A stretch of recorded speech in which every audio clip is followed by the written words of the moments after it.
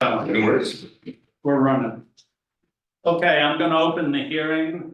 It's a legislative hearing for the preservation and removal of tree zoning text amendments. If you'd like to testify, please provide your name and address, whether you wish to be notified of the decision and whether you wish to be notified. Does anyone wish to speak at the hearing? Anyone on Zoom wish to speak? Raise your hand. Icon. Seeing none. Do any of the counselors need to disclose or abstain from participating on the matter because of a possible financial gain from the act? No. No? Any challenges to impartiality from the audience? Anyone on Zoom? Seeing none. Chad, will you read the staff report for us, please? I will, and I will actually get this started a little bit, but we also have Gearhart Phillips here today, our planner, and he's been taking the lead on this one. So Garrett is actually going to do the presentation for us. Okay, that's great. All Sorry, right. Garrett, I didn't put your name and your picture on my calendar of recognized. Thank you. If you would like me to provide more details, such as actually reading the staff report, please interrupt me and ask me to do so. I'm going to give you a more brief overview of what's presented here and the history of how it came to be here today. So the proposed amendments to the Gearhart zoning ordinance that are before you are the result of discussions at several public planning commission meetings throughout the course of 2023 that I attended in the capacity of the consulting planner for the city of Gearhart. My understanding is that these discussions have even more history than that, going back into 2022. The planning commission decided that they wanted to have this series of discussions to address several issues. In the end, they narrowed the scope and focus of the proposed zoning ordinance text amendments to address what I would say are three issues. One is the first purpose is to provide more information to staff and planning commissioners on authorized tree cutting activity that's happening throughout the city of Gearhart. When neighbors or residents cut down trees, it's very common for neighbors to call in to staff or call planning commissioners that they know and ask, hey, is this legal? What's happening in my neighborhood? Should they be cutting down these trees? Should they have gotten a permit? And it's very common based on the status quo in the zoning code and what's required of everyone for staff to not have enough information to be able to efficiently answer those questions. A second one is to collect more information on tree cutting activity to inform potential future policy decisions around how the city wants to manage its forest. And the third is that there's a few changes proposed to the tree cutting regulations that are really aimed at just making it a little bit simpler for residents to work through the permit process and demonstrate to the city that we do need to cut down these trees and it's a reasonable thing to do, and to be efficient for them to get a permit to do that. So the overall effect of the proposed amendments is that there would be a permit required for any resident to cut down a tree within the city of Gearhart that meets a certain minimum size threshold. That's always been the case, and the size threshold is not changing. And in the past, you only had to get a permit if you wanted to cut down more than 5 trees. And the planning commission would issue that permit rather than a staff person at City Hall. And an applicant would have to go and have a hearing before the Planning Commission, where the public could weigh in on whether or not 5 or more trees could be cut on their property. That would continue to be the case, but with the proposed amendments, if you want to cut down 1 tree, 2 trees, 3 trees, or 4 trees, you go to City Hall, fill out an application form.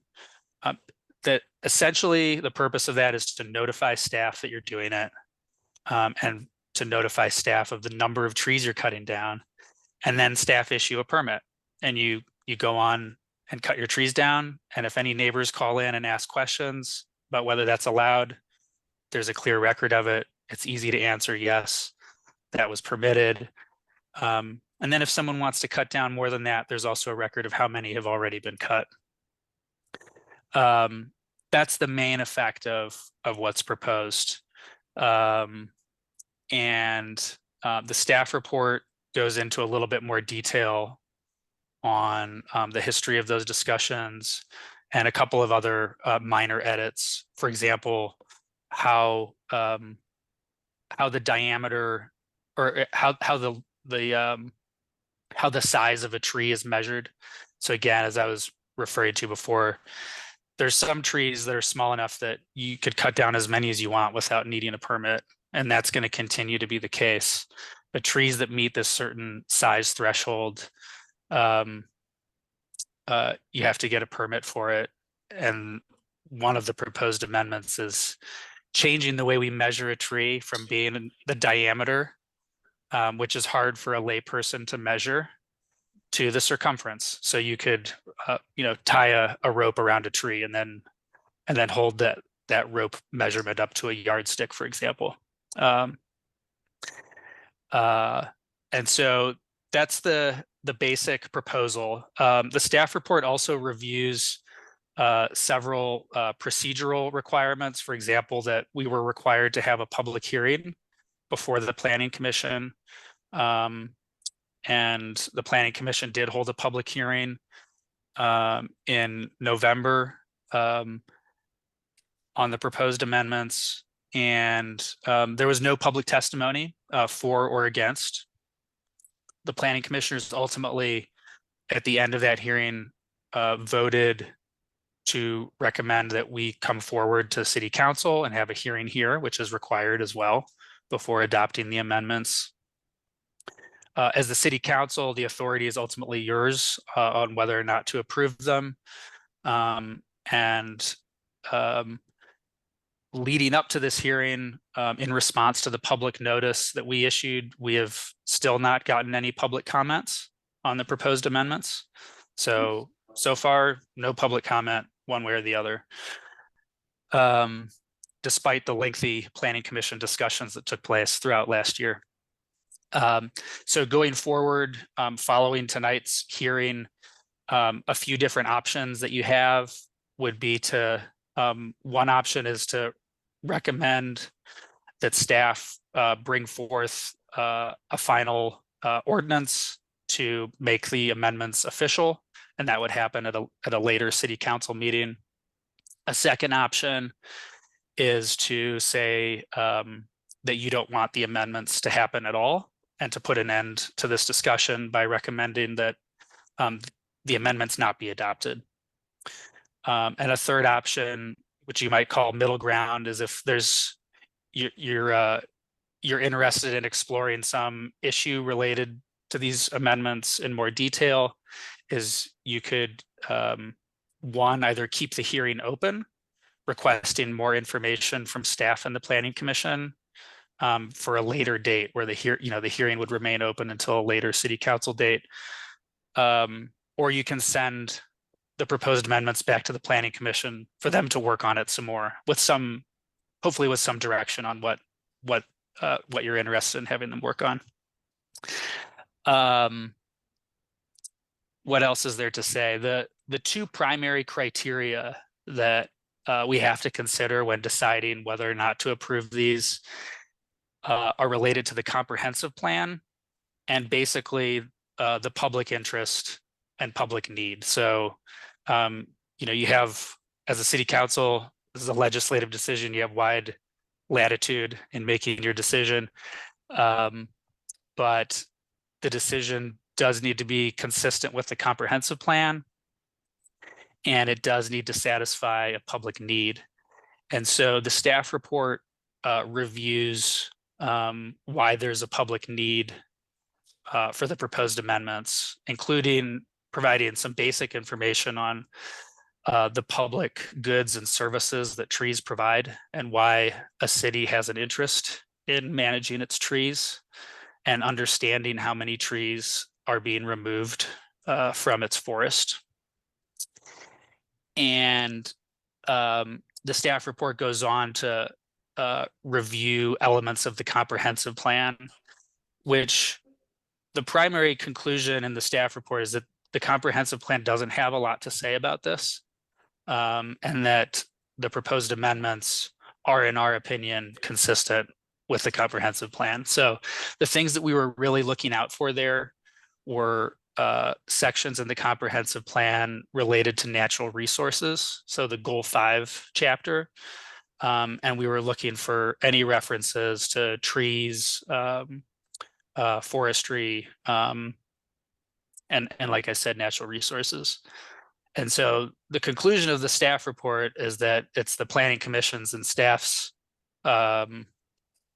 assessment that the proposed amendments satisfy a public need and are consistent with the plan, and that you have a basis for approving the amendments. The staff report has the actual amendments attached to them, and I'll be here throughout the meeting to answer any questions that you have. Thanks for your consideration. Thank you, Garrett. Garrett, I have a question. I have two Sure. questions. Preston Devereaux, okay? Number one, what designates a forest? When I referred to the forest, I was referring generally to all of the trees in the city. So it's just that the city government has an interest in how the trees within the city are managed. Okay, and then two, the way that I read through this thing here, 5 or more trees would be like if you bought a lot that had trees on it and you wanted to develop a home site, you'd have to come to the city and get permission to clear the trees for your home site, your septic field and everything else. Is that correct? That's correct.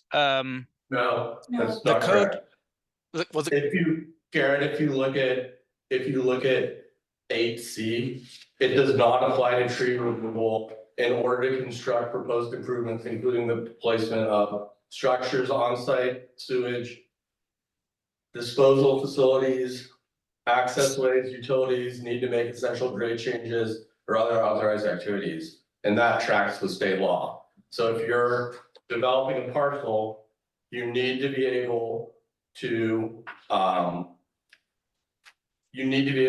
clear the trees necessary to construct all the improvements, and that includes utilities. That would include the drive, ingress, egress, all of that. And so there could be 100 trees on it. And if that's in the building envelope, driveway envelope, everything else, that would be specifically exempted from this. If there were other trees on the site that did not include any of the I'll just call it improvement envelope, and in that I'm talking about septic, building, driveway, garage, everything, power, water, then I think that if it was less than 5, you could cut them. If it's more than 5, then it would probably be prudent to bring it to the planning commission. But as far as improvements go, this doesn't impact them. Well, doesn't that fall underneath, I mean, when you apply for the building permit? Yeah, and so our thought process is that it is a permit, but it's one that's garnered through the building process. And when a builder brings in a set of plans, they show a plot, they'll mark the trees, show us where their septic and their home is going to be. And then we deal with it that way. So it is a permitting process, if you will, and we'll know about it prior to cutting. But after this, I think that if anybody is cutting any tree for any reason, it would take some sort of permit, either a building permit or a minor or a major. So what happens, I mean, basically everything, you know, west of 101 here is mostly short pines, okay? Those are really brittle. I mean, after 25 or 30 years, you know, they either break off or, you know, so that creates a hazard if your tree falls over on your neighbor's fence or something like that. If you got, I mean, if you're down where Robert Lee lives, 8th Street, you got those big spruce trees. The windstorm comes up, I mean, you guys saw it, 07 storm. I mean, he's got a huge liability if that tree falls on his neighbor's property, so how do we deal with that? Oh, gentlemen, can we stop the discussion and just go through, and at the end, we can have a discussion and deliberation in the order of business, okay?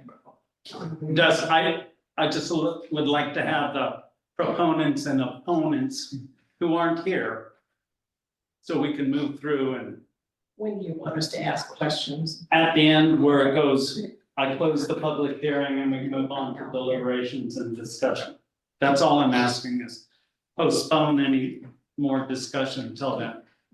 All right, so that's the staff report from Gearhart. Proponents, anyone on Zoom who's a proponent wishing to speak? Seeing none in the audience, we move to There is. proponents Oh, or opponents? Proponents, okay. language issues. Like, thank you.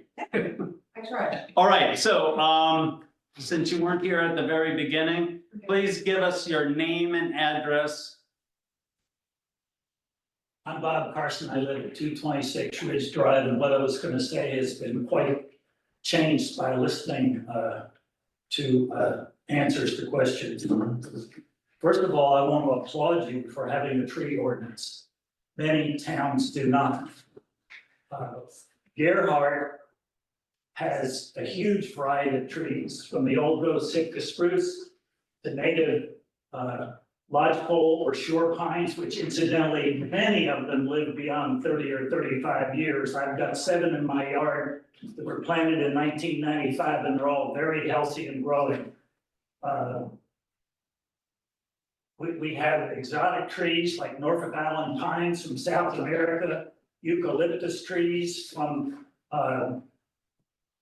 Australia. Shannon is going to pass out a list of, we already have a list of some of the trees in Walla Walla. Shannon and I have just begun to research that.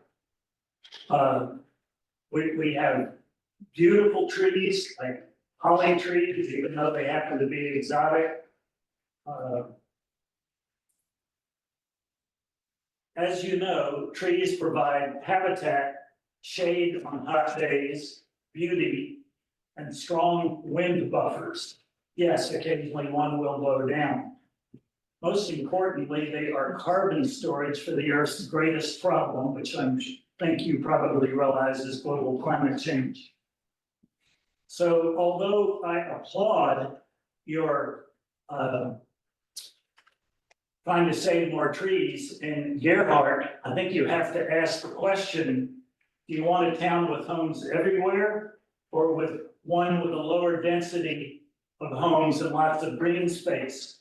There are plenty of places in the city of Gearhart that are either grasslands or have small trees that can be developed. So why should any place that has a forest in it be clear cut for a home? I also think that the distance from creeks and estuaries should be increased from 50 feet to 100 feet.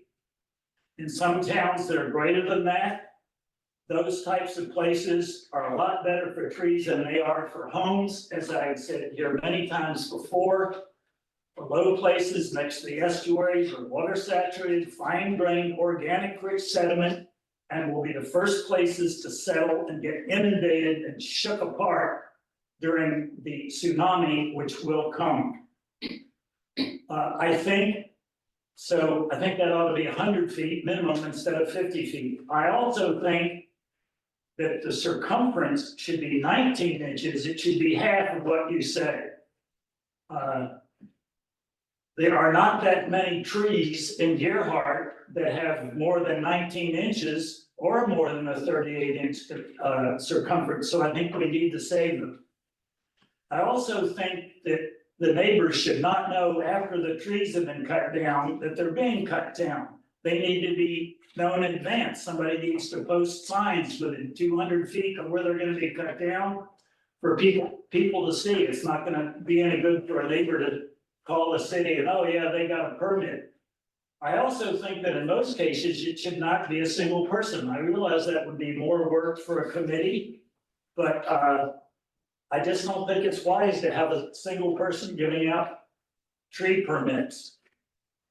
Finally, I want to say that it's okay if we have lots of permits because if we require permits, because you still have the option of saying yes or no. But again, any tree over 19 inches, and any, even a single tree, I think should require a permit. Thank you. Thank you.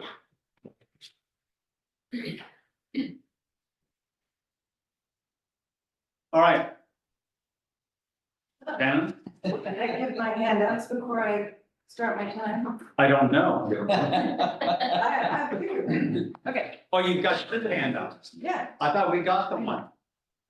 so that's from somebody else. One each to everybody. Yes, they're 3 pages. just nice aerial maps to give a visual as well as, I can go that way. Yeah. Oh, hi, people back. All right. So where's the, I'll stand up where I was. Thank you.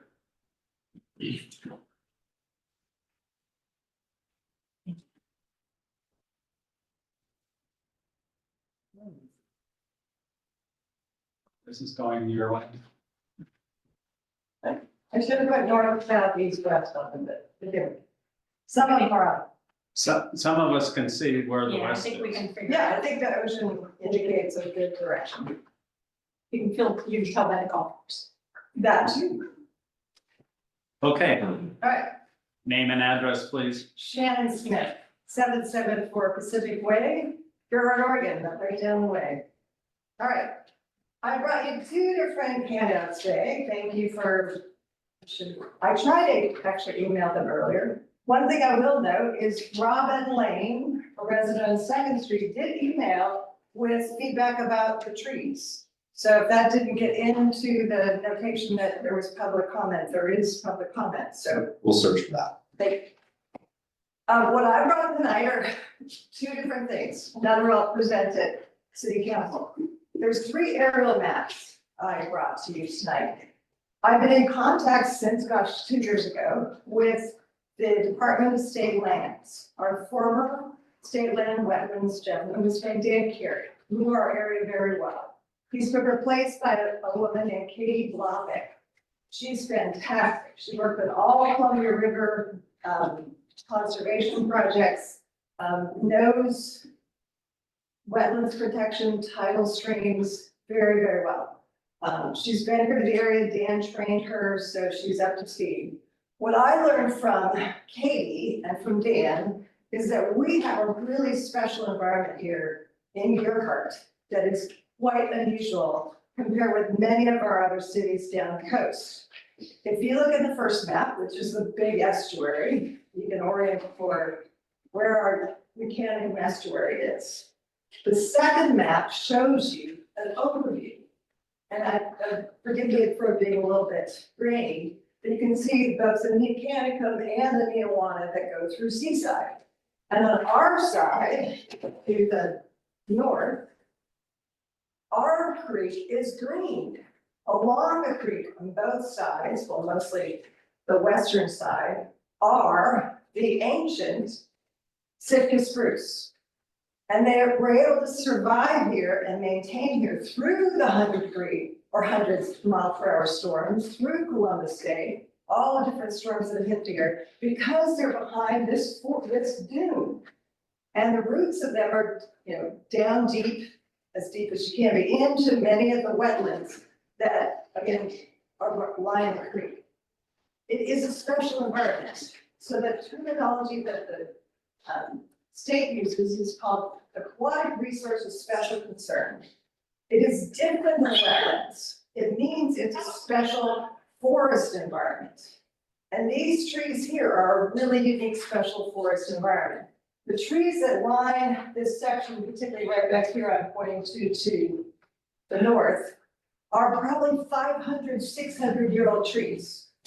Anyone who's lived there a long time remembers the Clutchie Creek tree out there that was, 800 years old, I think. Ours are probably 500, if not more. I have pictures in the 1930s of the barn showing almost the exact standard trees. They're actually thicker now than they were in the 1930s, 100 years later. So we have a distinction different than the town next door of having a protected zone of really old growth forest that is for wildlife and for healthy water and for protection from tsunami, et cetera, for other water. That's just completely different. If you go down the coast, I actually went through town by town by town, you have to go down to like Manzanita or south of Cannon Beach before you find this in-town experience of old growth trees with this size and this mature forest and the creek that runs along it. We have beaver, otter, blue heron, and all the other owls and critters that are just amazing.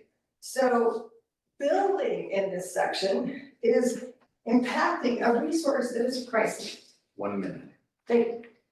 I've been on 2nd Street, 4th and 5th Street, and on down 9th and 10th, I think Lynn Brigham has a series of lots for sale. Building in these locations involves putting, testing your septic holes to get approvals. 2nd Street got approvals even though they were denied 3 times. They actually hired a private guy to come and finally get them approvals. Nothing in the area behind my property should be built upon. I flood every year, even though I've been filled in the 1930s. So it's really an area that would be tough for building anyway. But the bigger thing is to preserve it for generations to come. It's like nothing else. And if you go up the way, you won't find this stand of trees with this magnificence almost anywhere.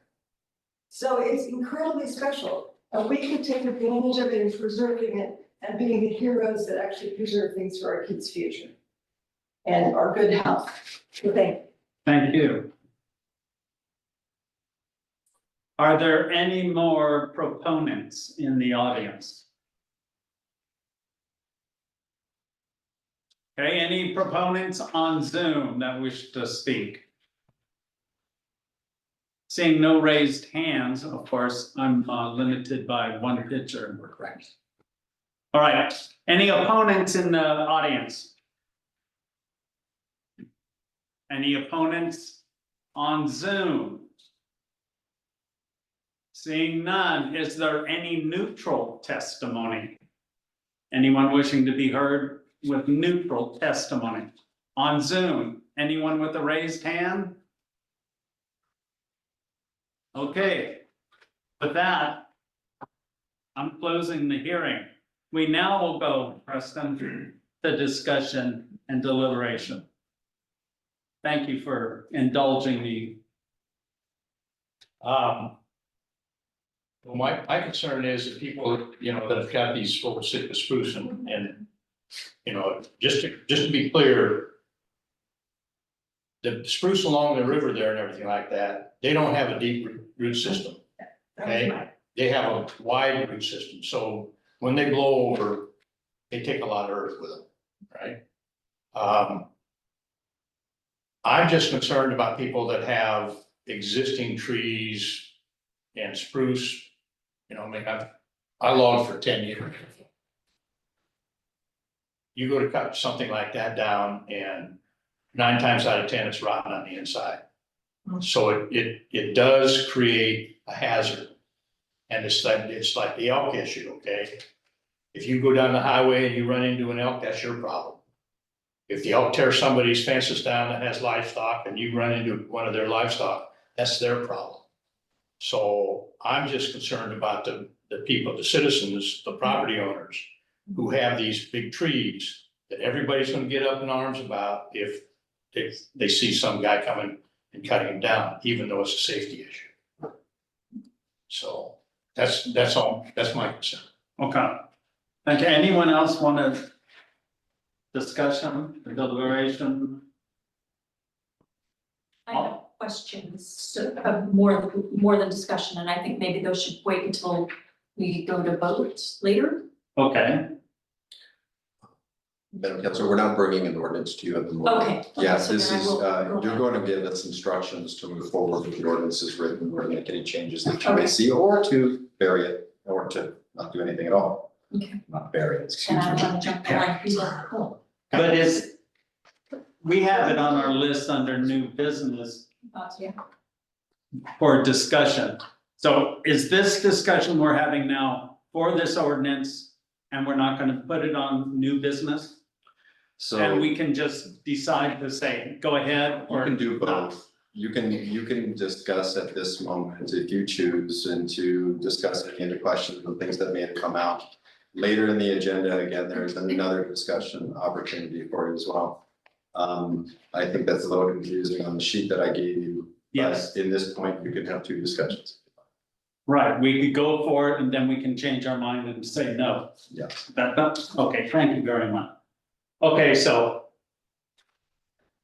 Would you like to ask any questions now so you can think about it? Yes, Okay, then let's ask some questions. sure. Sharon, please ask away. Okay, Garrett, thanks for being here. Question on the last, 2 pages of the packet of your report that we were given is a very small handwriting where comments have been made, I presume, by the planning commission. And my question is, well, one of my questions is that the existing ordinance that you put on there? I was a little confused about that.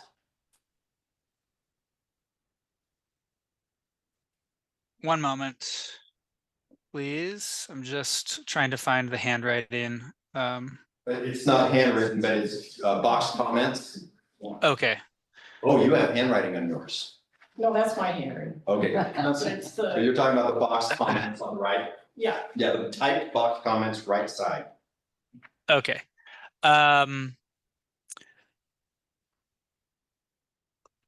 Let's see, so.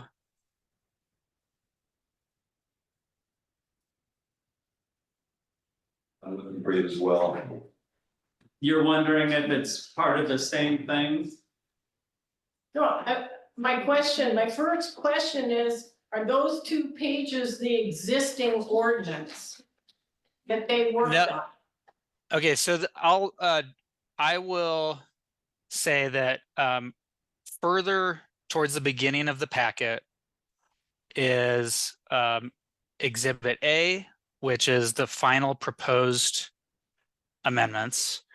And what you might say then on it is the 9th page of the packet, Exhibit A, which has the red line deletions and insertions. This is the existing ordinance, but with all changes there for you to see as well. So if you want to look at the existing ordinance, look at Exhibit A with the red strike throughs and red underlines on it that begins on page 9. Okay, that's not my question. My question is, the last 2 pages of the packet, what is that? Is that also the existing ordinance? Because there's a discrepancy in the tree measurement between the red lined information and the tree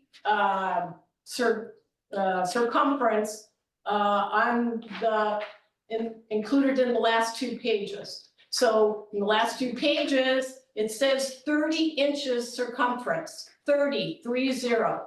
In the red line ordinance and elsewhere, it keeps saying 38. So my question is, where did the 38 come from as opposed to the 30?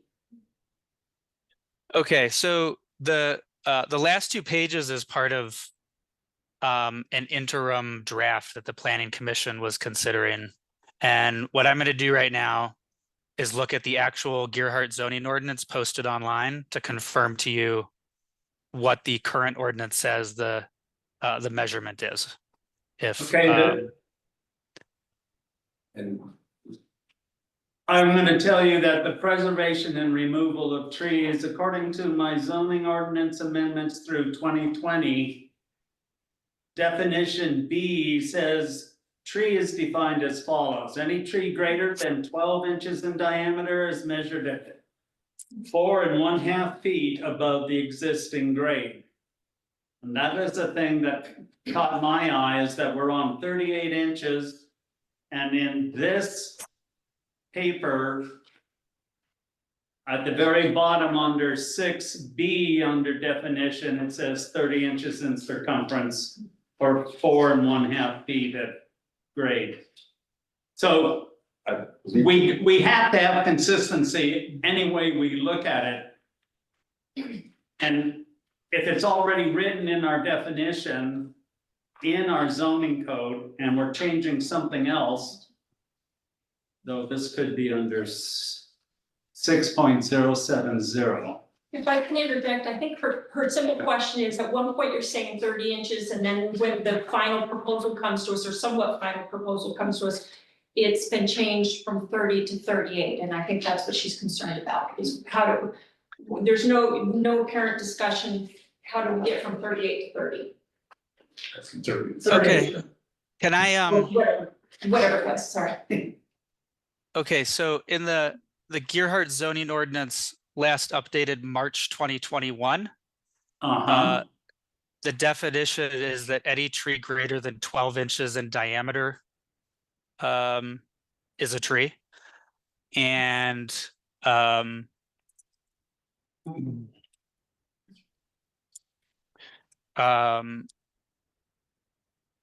that I believe corresponds to 38 inches in circumference.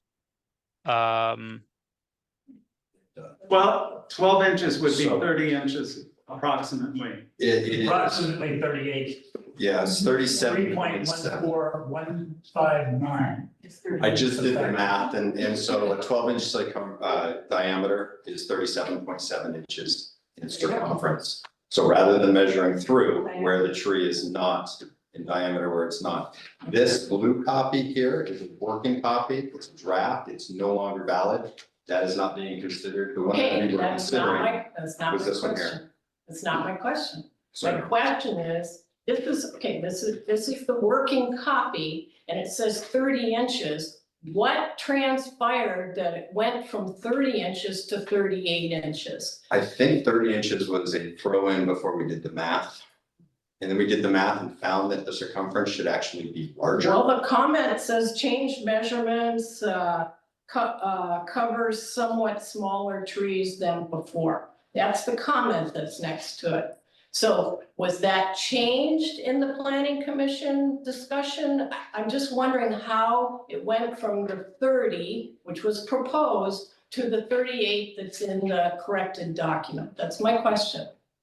Yeah, I mean, so the Planning Commission considered a wide range of potential changes to the zoning ordinance adopted March of 2021 throughout their meetings last year, and ultimately narrowed the scope of changes down to a really relatively limited set of the total universe of potential changes they talked about.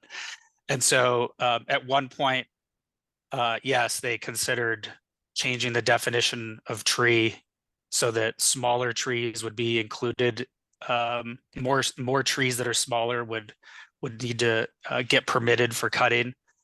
And like many other potential changes they contemplated, they decided not to pursue them. And just to be clear, what's proposed in the proposed amendments is not a substantial or really material change from the existing ordinance that City Council approved in March of 2021. So yes, the Planning Commission talked about this, changing the size of trees that fall in the definition.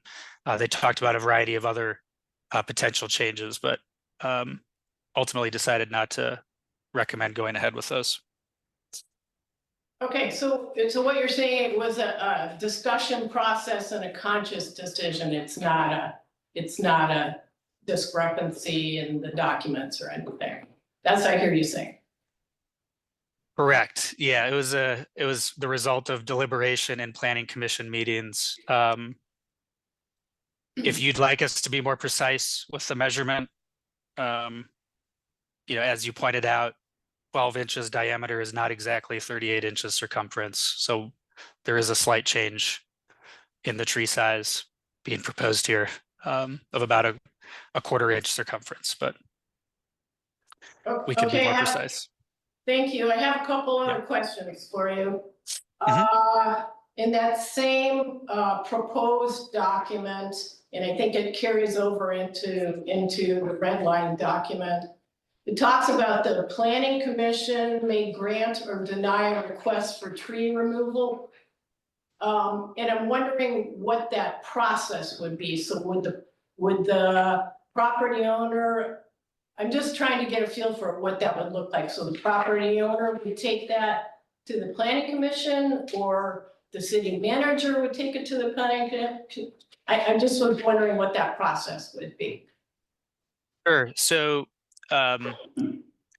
when someone wants to cut down enough trees that planning commission approval is required, just like if they wanted to cut down one tree that meets the definition of tree, they'll fill out an application form that staff are going to create, that will have their basic information about what they want to do.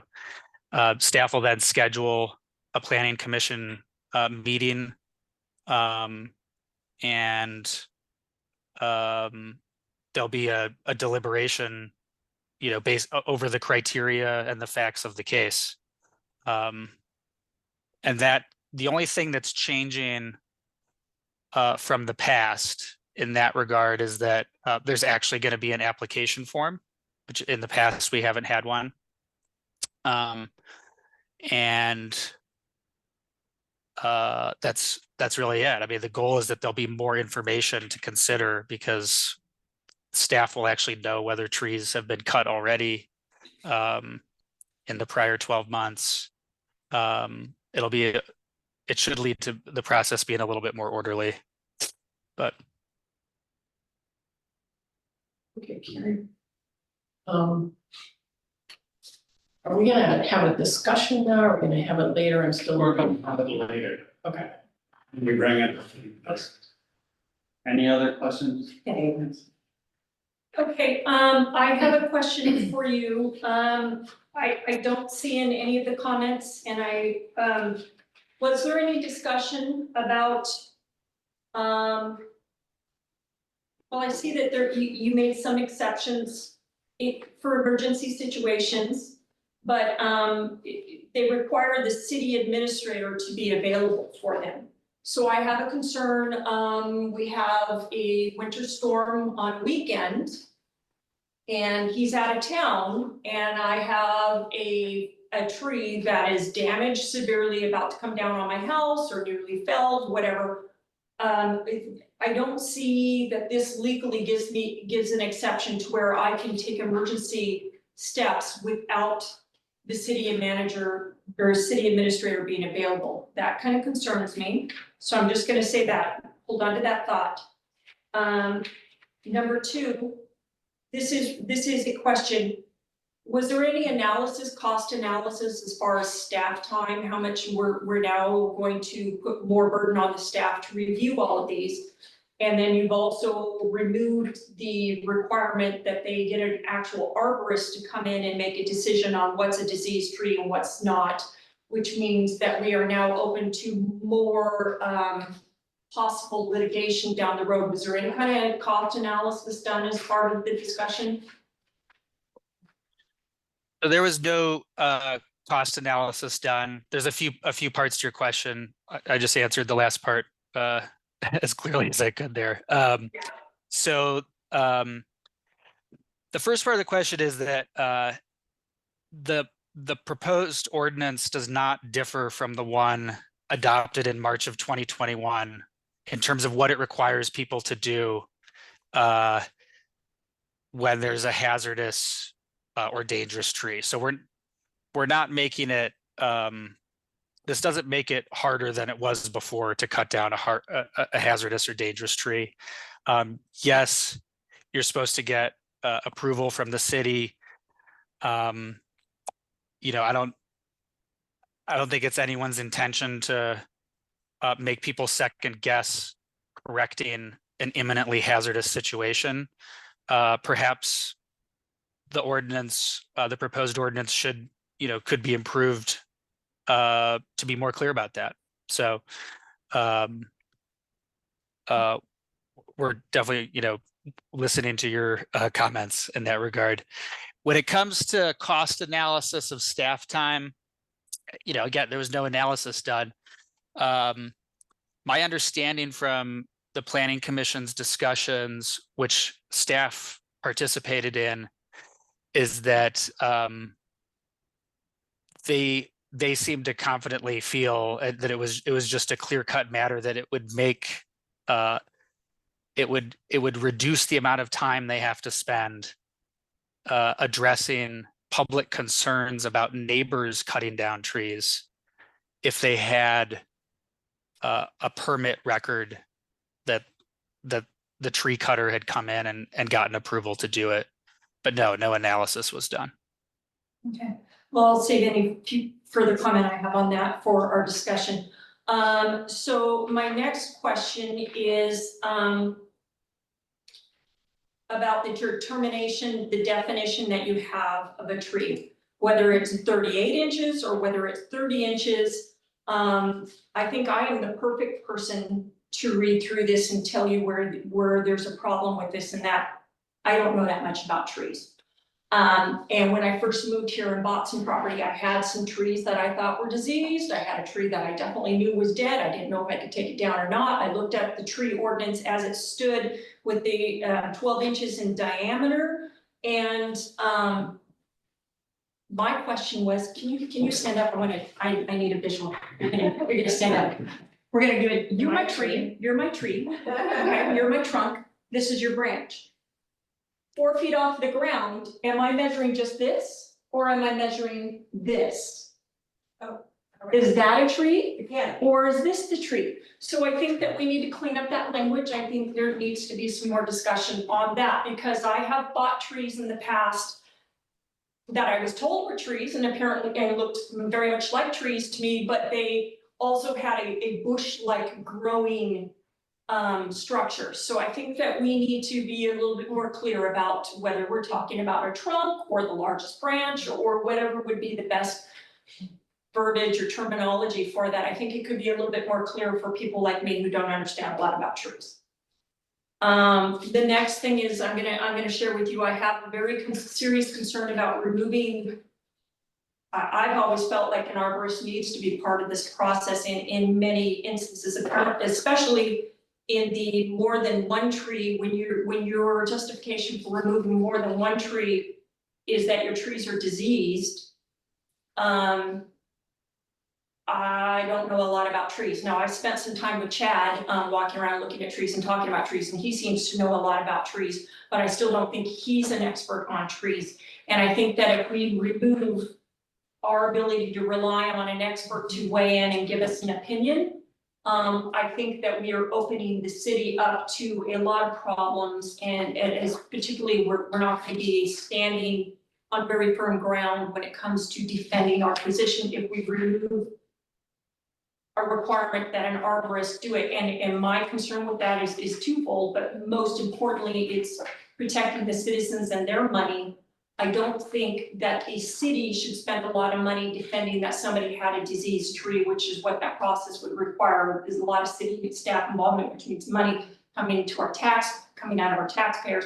I think the obligation for that should fall on the person who wants to remove the tree. So I have no problem with an arborist. And in fact, I actually think that that could be a very good part of due process.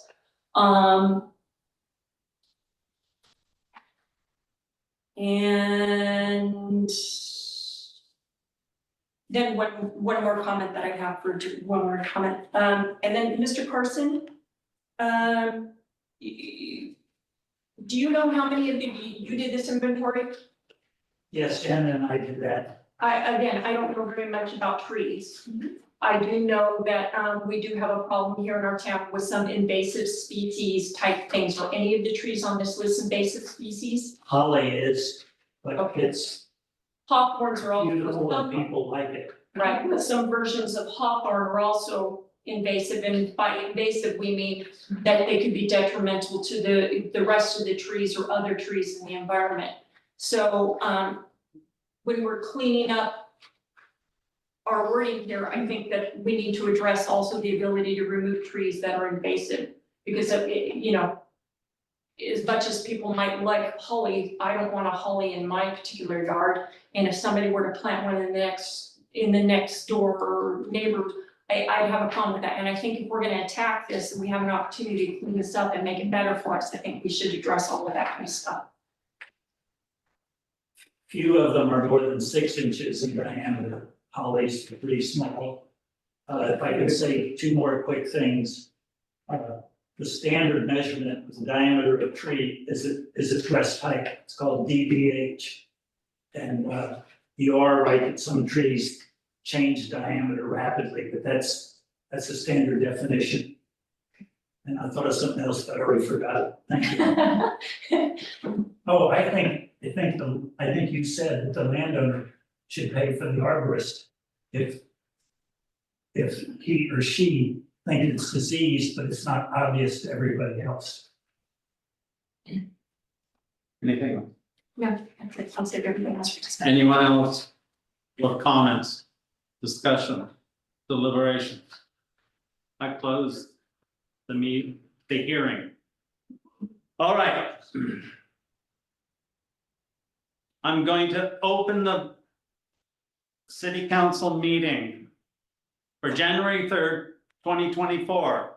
I hope everyone has a great and wonderful 2024. City of Gearhart deserves it. All right. Any conflict of interest from any of the councilors? No, no, sir. Okay, thanks a lot. All right, moving on. Approval of the minutes. The regular meeting on December 6, 2023. Can I have a motion? Can I have any corrections? I move that we approve the meetings from the regular meeting of the city council Wednesday, December 6th. Second that. I've got a second. Is there any discussion? All those in favor say aye. Aye. Aye. All those opposed? Okay, passes. Now, the work session for December 12th, 2023. A motion, I move that we approve the work session for the Gearhart City Council on Tuesday, December 12th, 2023. I'll second. any discussion? Okay, all those in favor? Aye. Aye. Passes. There's nothing on the planning commission report. They didn't meet. Mayor's report. I'm gonna have the city council are going to have a town hall on, is it Thursday, the 23rd? It is, sir. Tuesday, the 23rd. Tuesday, the 23rd at 3 o'clock. We're going to discuss the emergency services building. Possibly some land acquisition And so everyone's invited to come to City Hall, council chambers, and bring your ideas. Because this is a serious town hall and we're gonna have several more coming up. And I'm also looking for some volunteers to help design signs for Gearhart. All over that. Okay, you can email me at mayorsmith@cityofgearhart.com.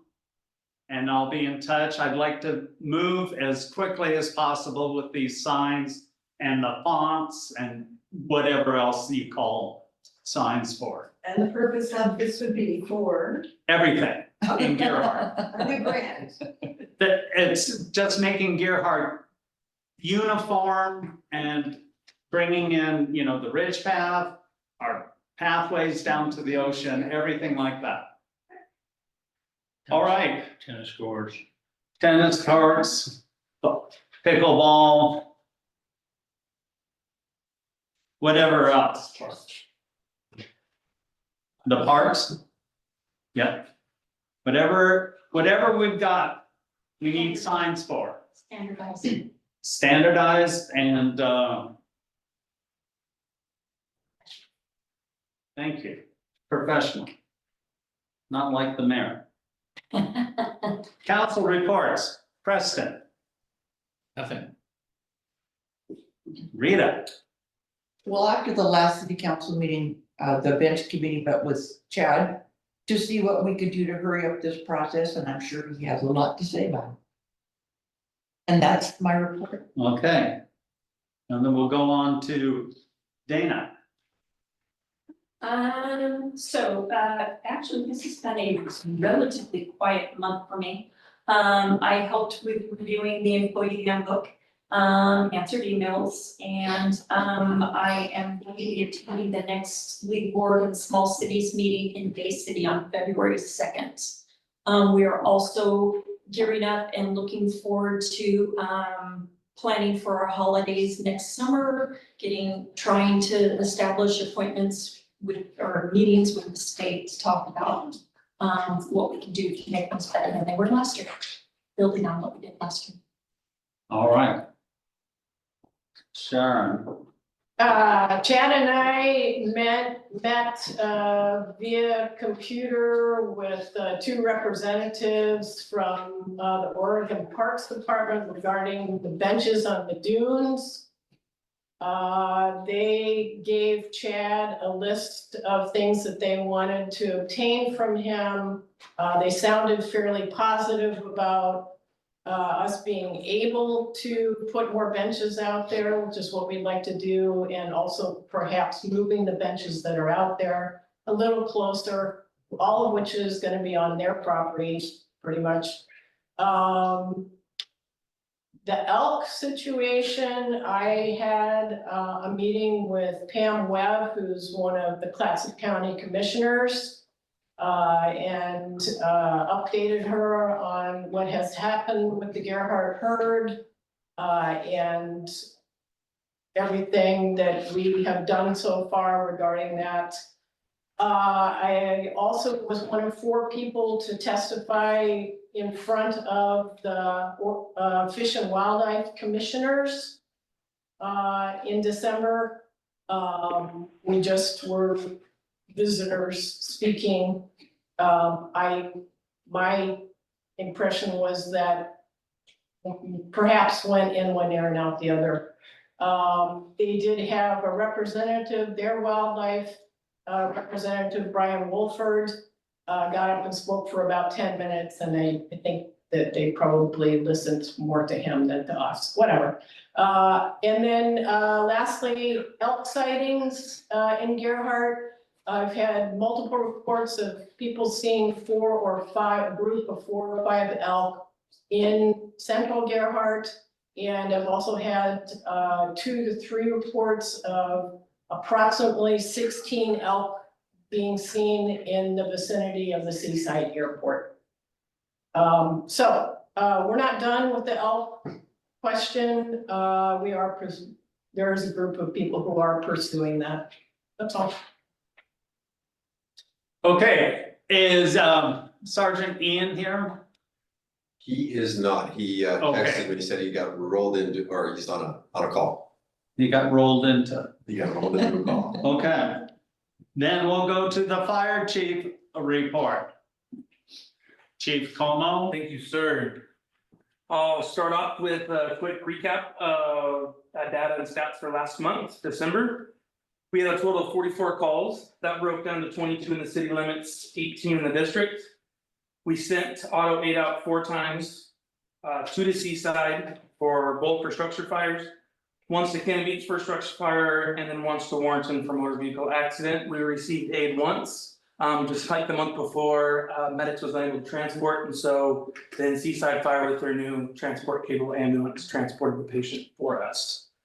How that compares to December 2022, December 2022 had 98 total calls for the month. And we ended the year on call 757. So a total for the year, we were 13 calls, 2023 less than 2022. But the last 2 winter storms we had in December 2022 brought us 35 calls alone. So that's kind of how things skewed a little bit differently. If you minus those 35 calls, we had 722 calls for 2022. So we're still up if you just kind of look at a standard ratio of calls from that point there. So if there's no questions from the data or stats for last month, I'd like to bring out the new division chief, Adrian Park, and have you, Mr. Mayor, take it from there. Okay. Want to come over? This is Adrian, she goes by Andy. Our new division chief, printing and operations, which we're very excited to bring in. There's a whole group of fire guys hanging out back there too, that are gonna be here as well. So, Mr. Mayor, We have somebody. well, I'm waiting for everyone to move if they want. They're really not that high normally. I mean, there's a bunch of gear on them and they can come to your houses and everything. Right.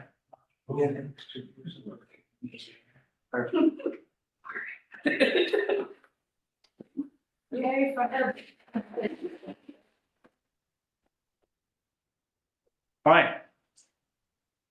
Adriana Park. Would you like to stand here so I can shake your hand right afterward? Yes, absolutely. You want me facing you? You can face them if you want, I don't care. Okay, All right. so if you'll repeat after me. Okay. I don't believe you have to have your hands raised for this, do you? No, sir. I, Adriana Park, I, Adrian Park, solemnly swear to uphold the US and Oregon constitutions solemnly swear to uphold the US and Oregon constitutions and ensure the welfare of my fellow members. and to ensure the welfare of my fellow members. As a Gearhart Fire Department officer, my primary duty is to safeguard life, health, and property. As a Gearhart Fire Department officer, my primary duty is to safeguard life, health, and property. I'll uphold professional standards, sharing knowledge with colleagues and the firefighters I lead. I'll uphold professional standards, sharing knowledge with colleagues and the firefighters I lead. Recognizing the badge as a symbol of public trust, Recognizing the badge as a symbol of public trust, I accept this responsibility as long as I uphold fire service ethics. I accept this responsibility as long as I uphold the fire service ethics. I'll strive to achieve the ideals instilled by the fire service, I'll strive to achieve the ideals instilled by the fire service, dedicating myself to saving lives and fulfilling entrusted duties. dedicating myself to saving lives and fulfilling entrusted duties. As a Gearhart Fire Department member, As a Gearhart Fire Department member, I willingly accept this obligation, making these promises I willingly accept this obligation, making these promises solemnly, freely, and upon my honor. solemnly, freely, and upon my honor. Okay, and Mr. Bagladian? Yeah. Was, That's yeah. that was close. It's great. You have the honor of pinning.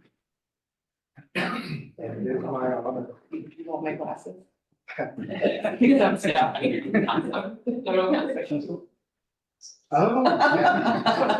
You bring spare glasses. We've got Band-Aids. Please, try.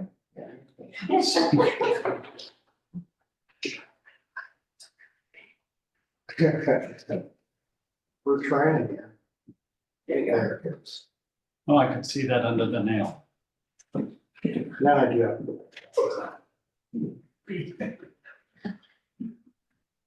There we go. There you go.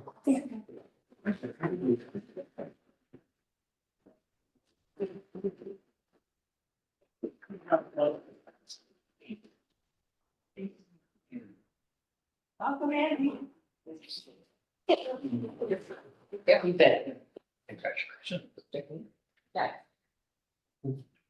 I don't want to propose me. I already tripped earlier. Well, you passed the physical agility. Thank you, Mayor and Council. Thank you. Thank you. All right. We hope to never call you. In just a minute, Justine, we'll ask you, what do we have on the screen? Oh, Nothing? Oh, baby. Thank you.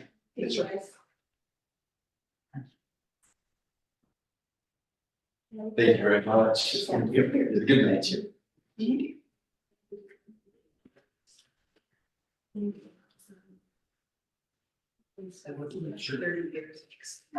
Okay. I'm just waiting for one person.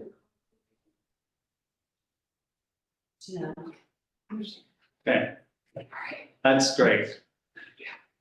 Have a good evening. Thank you.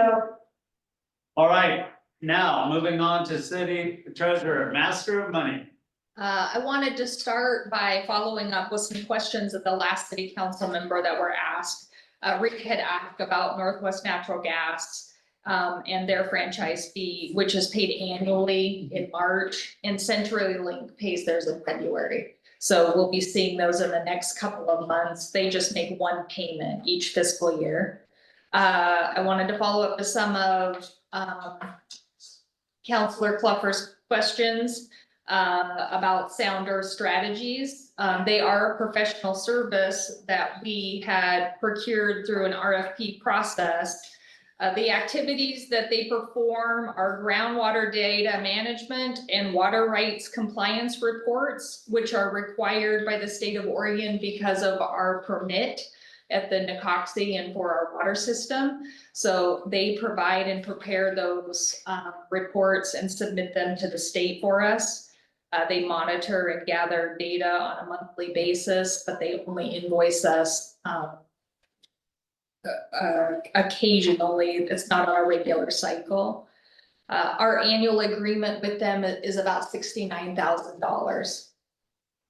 The city of Gearhart also pays the city of Warrenton a base fee for connection services. That was another question you had asked. And we have 2 meter connections. One of them is about $681 a month that we have to pay, whether we use zero water or not. And the other one is about $440. So we pay those for a 12-month period just to have connection to their water service. So it's about 1,000 per month. Correct. Overall, the city is meeting our financial revenue targets. I don't see anywhere that I am concerned about at this point. Noteworthy in expenditures was a payment in 1046 to Acuity for our audit, and quarterly payments for gas and clothing reimbursement in 101360 to the Gearhart Volunteer Fire Department. And the final payment to GMP Consultants in 101372 for their fire recruitment services. And a payment in 303063 to Sounder Strategies for their professional water services. We are continuing to watch the police materials and supplies appropriations. Chief Gregory is very conscientious of his budget and has been really proactive in trying to minimize expenditures and thinking about what staffing activities in the next few months as we finally become fully staffed. We were aware that there would be some additional costs with a transition in so much staff and just a new chief coming in and kind of, doing some modernizing and implementing of his own style. So we'll continue to monitor it, and if it gets too close, we'll find money elsewhere, because we need to support that department, and they're not doing anything extraordinary or crazy. Like I said, I think they're being very conscientious. Also, please note that there was a $200 check in 10-15-1552, which was court, and it had been avoided and reissued. So if you look at an old report, there was 200, and then if you look now, it's not there. It'll be back again once we reissue. But it wasn't a disappearing act I tried to do on you. I would also like to extend a big thank you to our water customers. As everybody hopefully knows by now, we use a third-party contractor to manually read our meter readings each billing cycle. And they have had some pretty serious staffing issues, which resulted in substantial meter reading issues. The largest being that the reader was simply guessing water reads. We call that a skip read. And so he was just estimating what he thought the reads were and submitting them as actual data. The previous meter reader has been terminated, and starting with the December billing cycle, so our December 20th billing, we had a new meter reader who happened to be a local person, who hopefully that will be a good thing. He appears to be very efficient so far. But the bottom line is our customers will be experiencing some invoice adjustments over the next two cycles for December and January. And some of them were pretty significant, and they both went plus and minus. When you have a misread, properties actually use the water. It's just that he didn't guess correctly. So they may owe us money, or we may owe them money. So we're making those adjustments as we find them. I would also like to thank the auditors for being here. They picked a meeting where we also had a public hearing, so it's a nice long meeting for them, but I appreciate Glenn from Acuity being here and hanging on for us. Question, Are we done with the police vehicles, getting the light bars and all that? They're gonna go on Friday and pick up the last police car. We haven't made those payments, final payments. Correct. Is that gonna happen soon, or? Though that's coming out of a special revenue fund, though, you guys had approved that out of a different fund than the general fund, so it won't impact that fund. Any other questions? Yeah, on 10-18-49, what can you tell me about that vehicle equipment maintenance? That was, it's like it came out of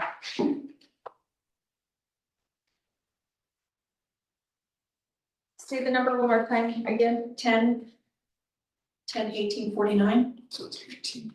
Oh, parts. Yeah. I'm wanting to think that had something to do with the repair and rebuilding of the tractor. That's a. No tractor in supply, I think. So that was a surprise return, not something you could have planned for or budgeted for. I think that they had just decided that it was time to do it.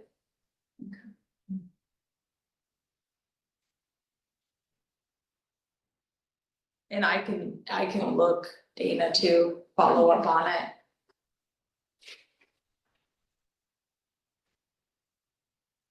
Any other questions?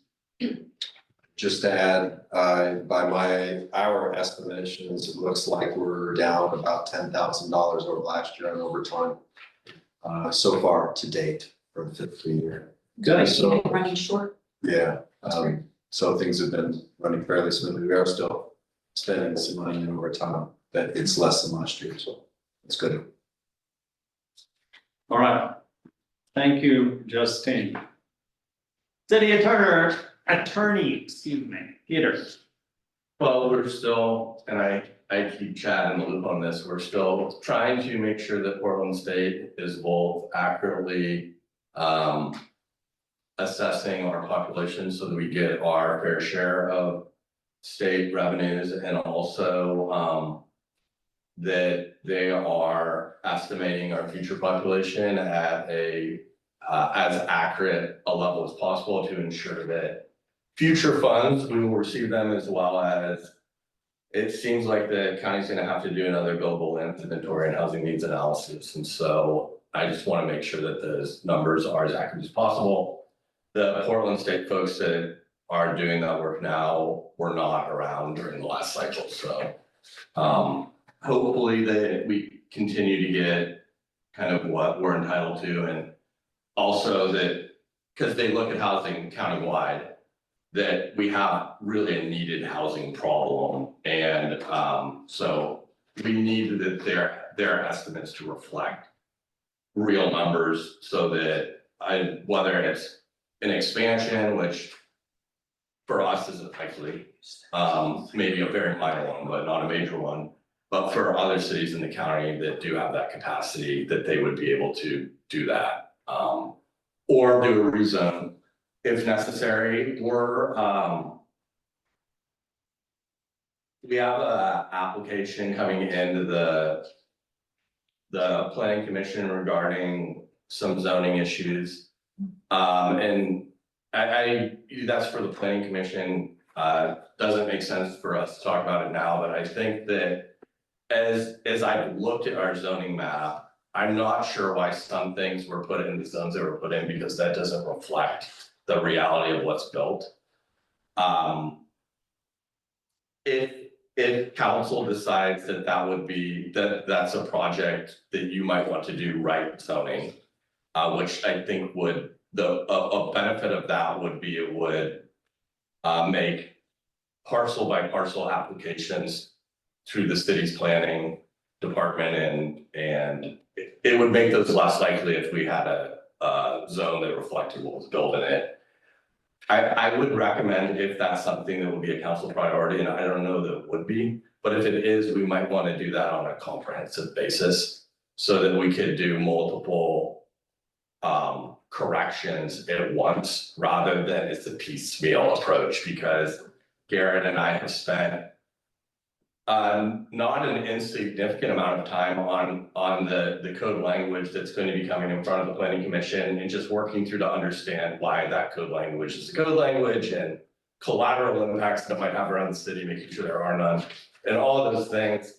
And so I think if we have future development in the future, as people want to alter or preserve what already exists and is a non-conforming use to the zone, it seems like that could be a lot of staff time and work on our plate. So that's something I just want to highlight for all of you.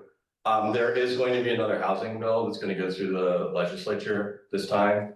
You might recall there was a bill that was a governor's priority that made it through the House but failed in the Senate by one vote, that involved some UGB expansion, some zoning, some tree cutting. That bill is back. It is different than it was last time. It will have an impact potentially on us. And last time it was amended, it had 7 rounds of major amendments. So I can tell you where we're starting, but I can't tell you where we're gonna end. And it clarifies some UGB swap language that was ambiguous. That when we talked to DLCD, they were going back and forth in their interpretation, which is frustrating for us because we would like consistency. So the good news is the bill as presently drafted clarifies when that can be used, and also clarifies the small expansion depending on buildable land inventory. So that's something that I'm monitoring a little bit as well.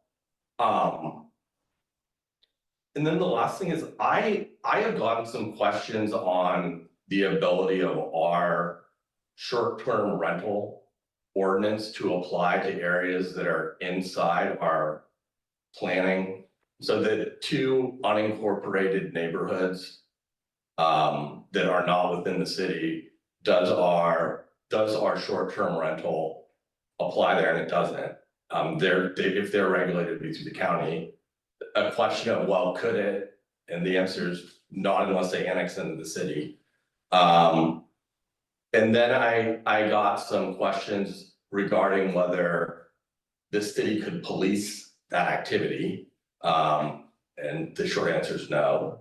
And also the issue that led into a conversation about police. And so there is the potential that we could offer an enhanced police, as we're talking about how to make sure that we have 24-hour coverage or as much coverage as possible. There would be the ability to enter into an IGA with adjacent neighborhoods for them to pay for enhanced police as well. So that I don't want to spend a lot of time. I would not want to spend a lot of time on anything like that unless it was a council priority. But as we're discussing, how can we pay for things going forward? Because our inflation's higher than 3% and our property tax revenue for existing houses is limited to 3% a year. One way that we could perhaps pay for those services is if our neighbors paid an enhanced fee. And what that would mean then is that they call 911 instead of being referred to the state troopers or county, which is what it is now. It will be routed through us. And that is something that could benefit our local residents as well. So that might, anyway, I was asked, is that a possibility? Legally, it is a possibility. I don't know, you as the council determine what you have the will to do. Legally, there are ways that it could be addressed. As far as police power of short-term rentals, like that could be if noise, or if they're violating the county's noise ordinance, that could be something.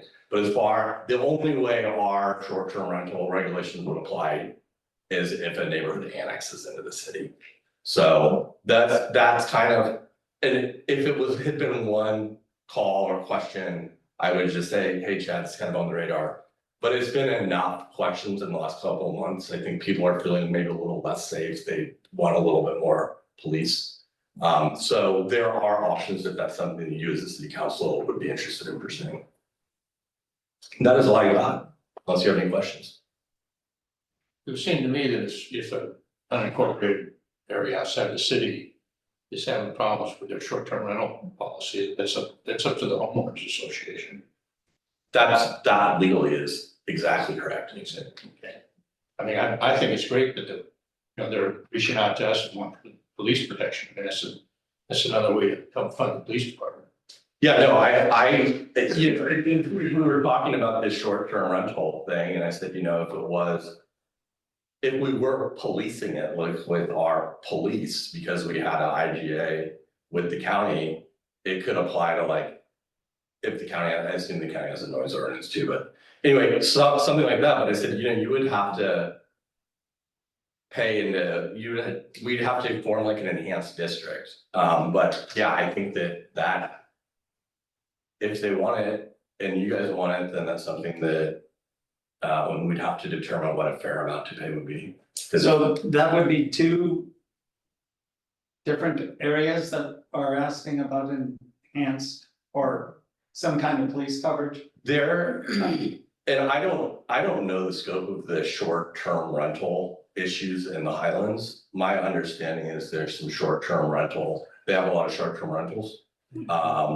And we all know what that was like when we had a lot. Now we have less, but yeah, I think that, that I understand why permanent residents would be concerned, and I think some of them are. And I think the voting standard for changing their HOA, I don't know this for sure. I don't know this to be true, but it was represented to me that it's a very high bar to amend their HOA, a higher bar than either to annex into the city, or which would be your decision, I mean, they could do an application, but it's the city that gets to decide whether to annex or not.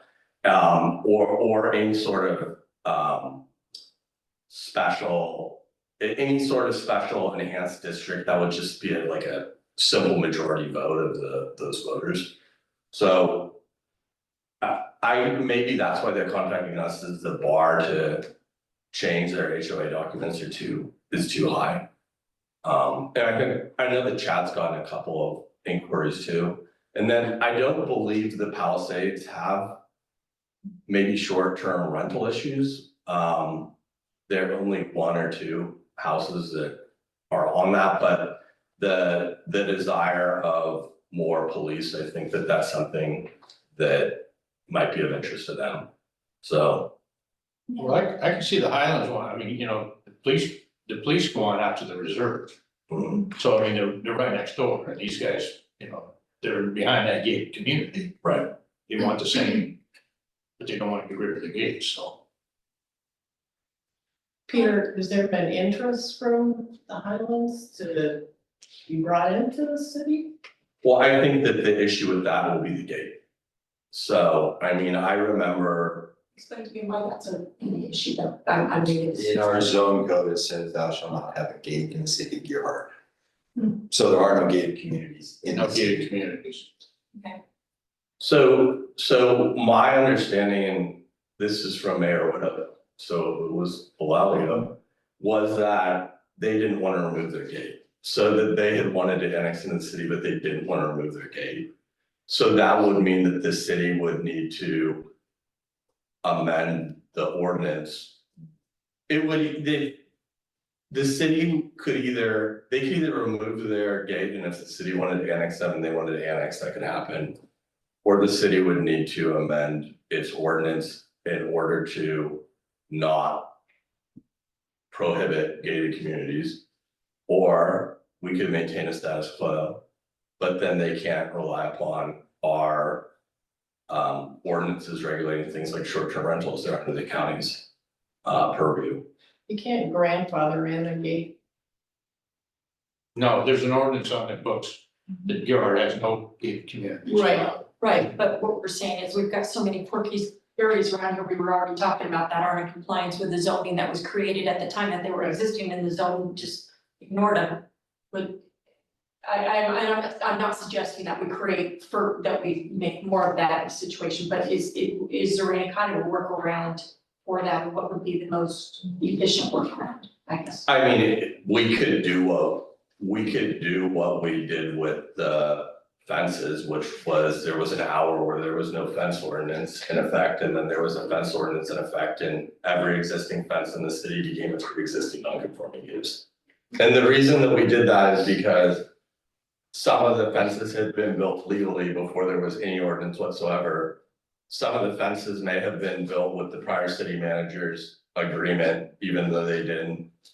And we had someone walk around the city and take a picture of every fence that wasn't in compliance and demand that we take enforcement action against them.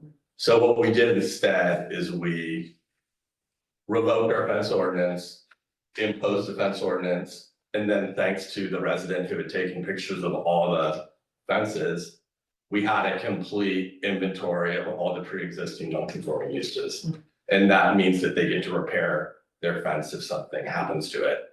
But that there are no new fences. We can point and say, yes, all of those, this isn't selective enforcement, all of that. So that's something we can do for this, if that was what council wanted. But past city councils have said that a condition would be the removal of the fence. But that doesn't mean that that's the right decision for you. A past or current council can't bind a future. So it's just whatever the vision and values of Gearhart are at this time. Well, I think if they're at all interested in pursuing that, I'd love to have a conversation about what that would look like for the city, pros and cons, blah, blah, blah. Sitting and another day. Yeah, so and we want to look at what as additional tax revenue that would generate, I think. Because we're, inflation is happening at a higher rate than our property taxes. Any other questions for Peter?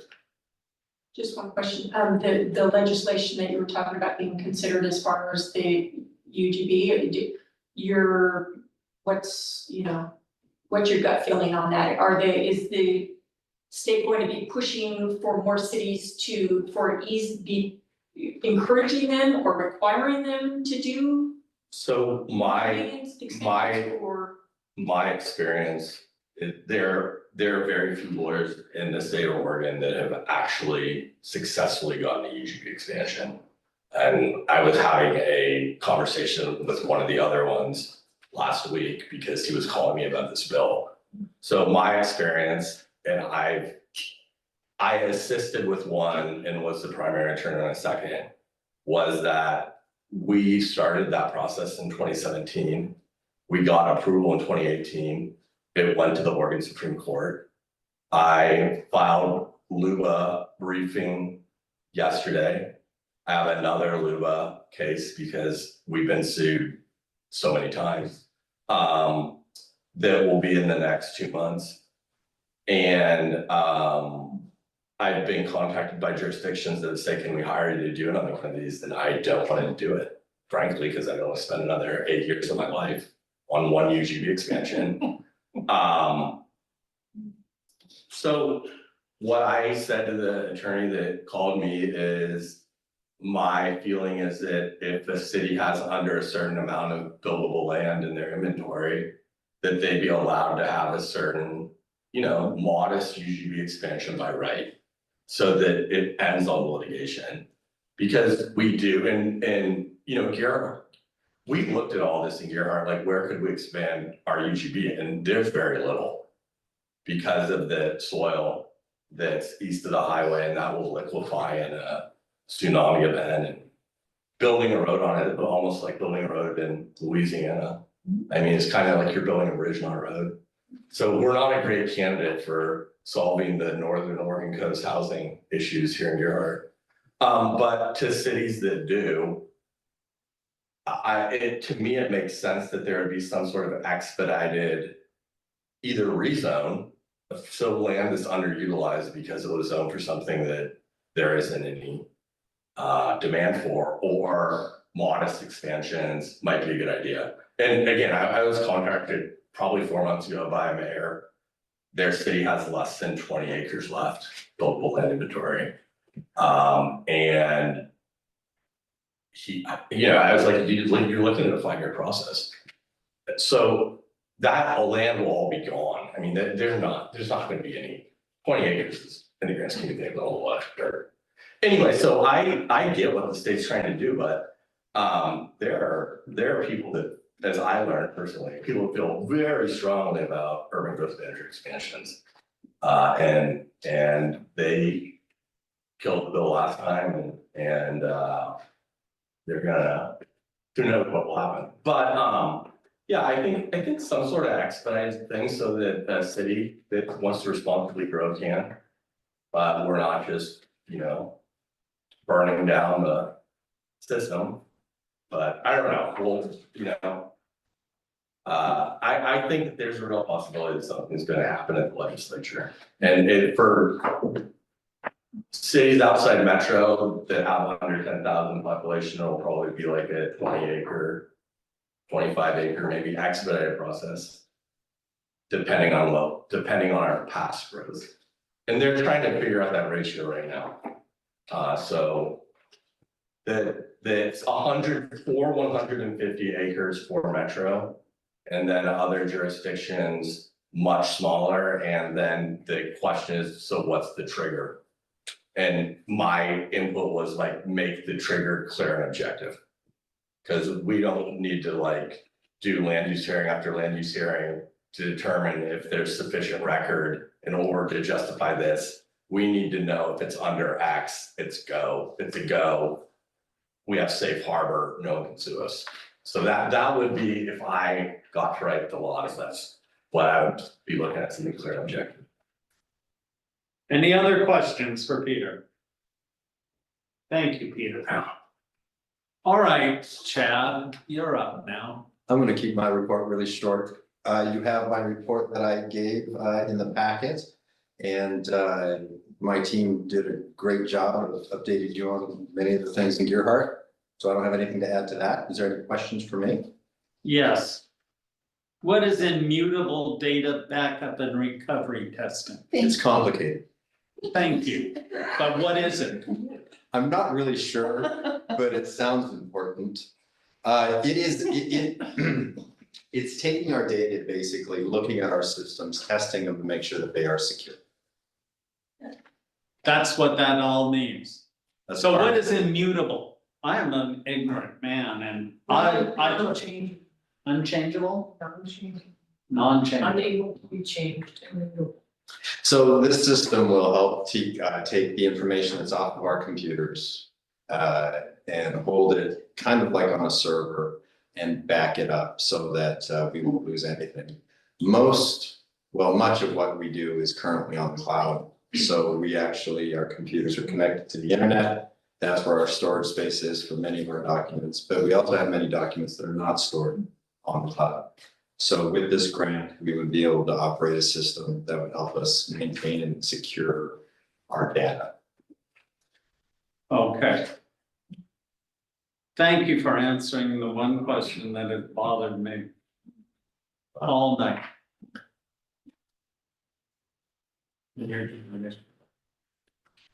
Justine, I'm going to turn this over to you for our visitor. So again, thank you, Glenn, for being here. Apologize for the length of wait. Every year, the state of Oregon requires the municipality to be audited. So we have contracted with Acuity and they have auditors send some pre-evaluation stuff in June to gather some information and for the next year. And then towards the end of the year, they finalize our audit and give the report. And this is Glenn from Acuity, and he is going to give us just a brief overview. All right, well, good evening. Thanks for having me. I'm going to be pretty brief, honestly, because there's not a whole lot to cover. I guess one of the things probably that the council mayor that you want to be aware of is that, again, this year we're offering an unmodified opinion on the city's financials, which is also known as a clean opinion. That's what you're looking for.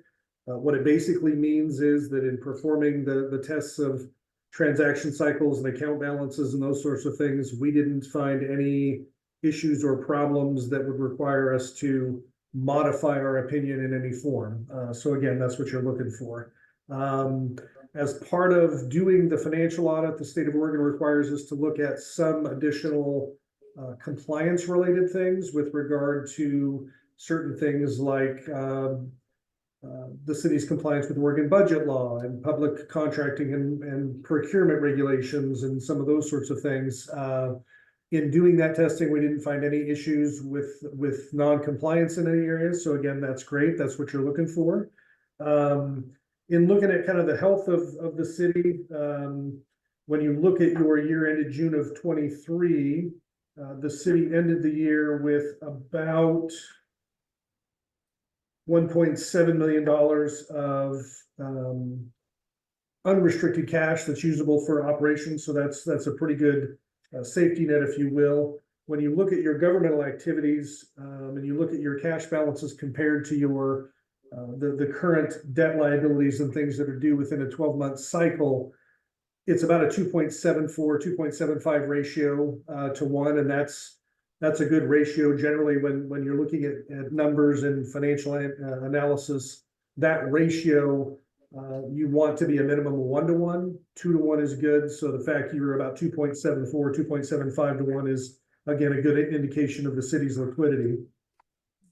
One of the things that we look at when we're evaluating the financial statements of an organization and a municipality is specifically when you look at the primary operating funds of the organization, in your case, the general fund, we take a look at those fund balance carryovers going into the new year as an evaluation of solvency and those sorts of things. What we like to see, and this isn't a bright line test, it's not specified in any regulation or anything like that, but we like to see municipalities have a minimum of 3 months operating fund balance carryover.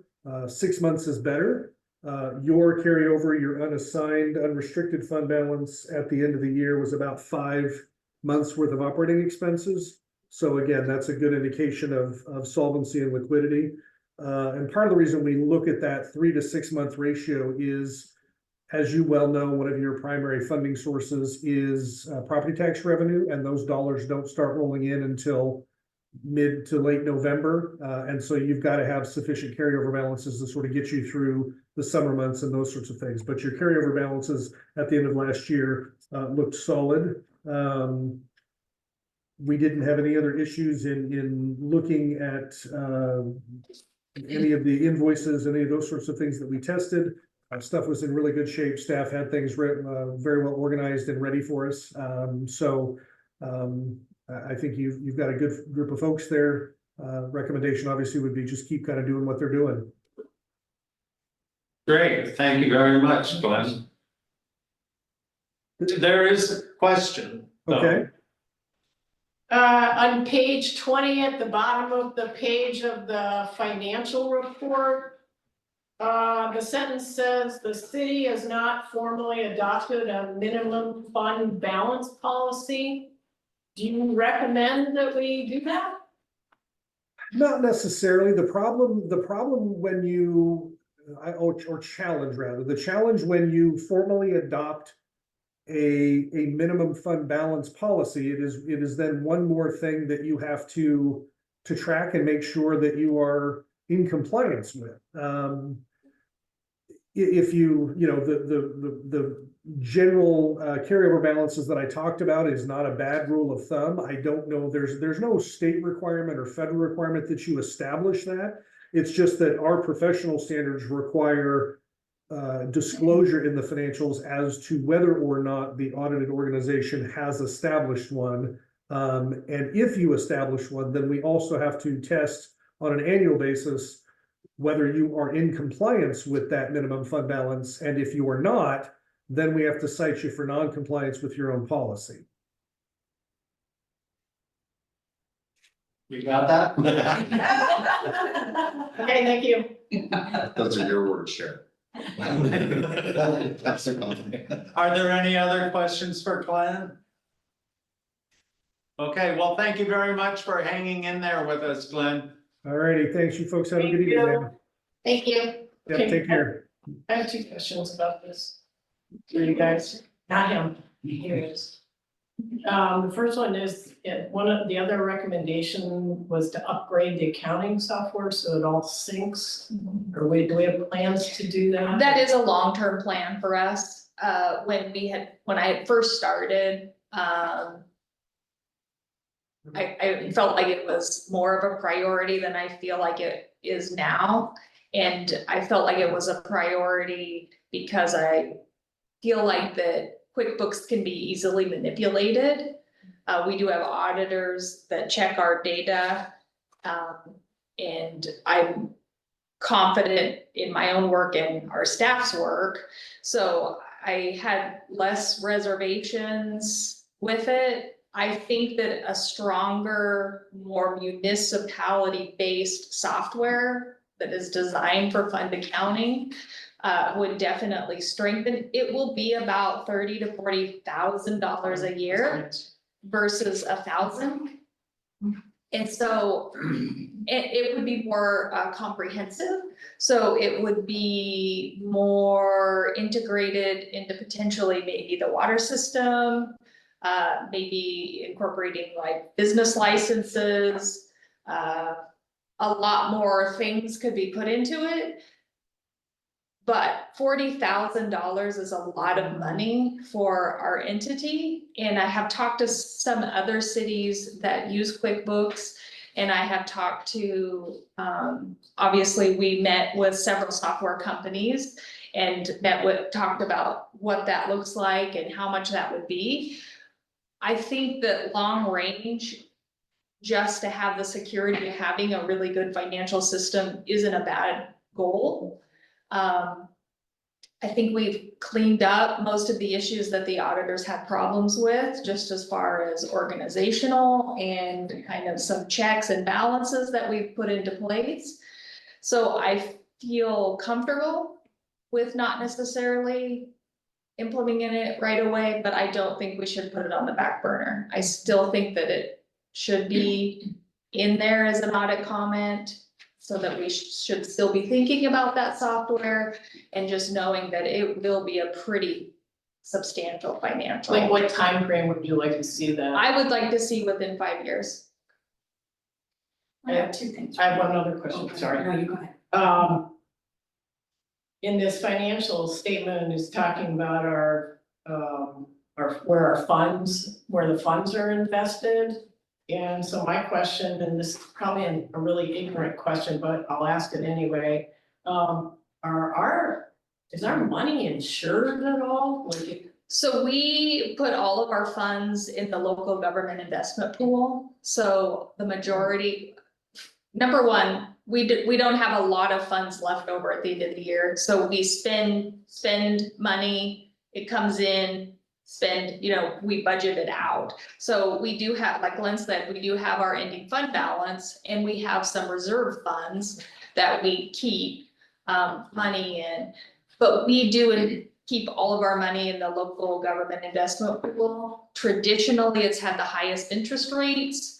Our bank had approached us about potentially matching those rates, but we would have to transfer over $1 million, and we can't do that. We can, and I had talked to our auditors about it, and as long as they had said, as long as we had pretty accessible access to the money, like we weren't locking it up, then it would be okay to look at other funds that might have higher interest rates, but over the long term, it's not a good idea. So yes, the local government investment pool has a protection for our funds. it does. And then we have our local bank, which we bank with Umpqua, and Umpqua, we keep under the FDIC requirements in there. We use it, I don't want to say as a flow through, but we transfer from the LGIP when we need funds in there. So the majority of our money is kept with the government pool. Thank you. That it? I was just gonna say two things. You guys are doing a great job, and you're saying that you can never leave. So I'm good with it. Okay, well, good, I'm glad we're in agreement there. You can never. Never leave. Never. Can't roll. I think we need to amend the employee handbook to say that, everybody but Justine. All right, moving on, public communications written and oral.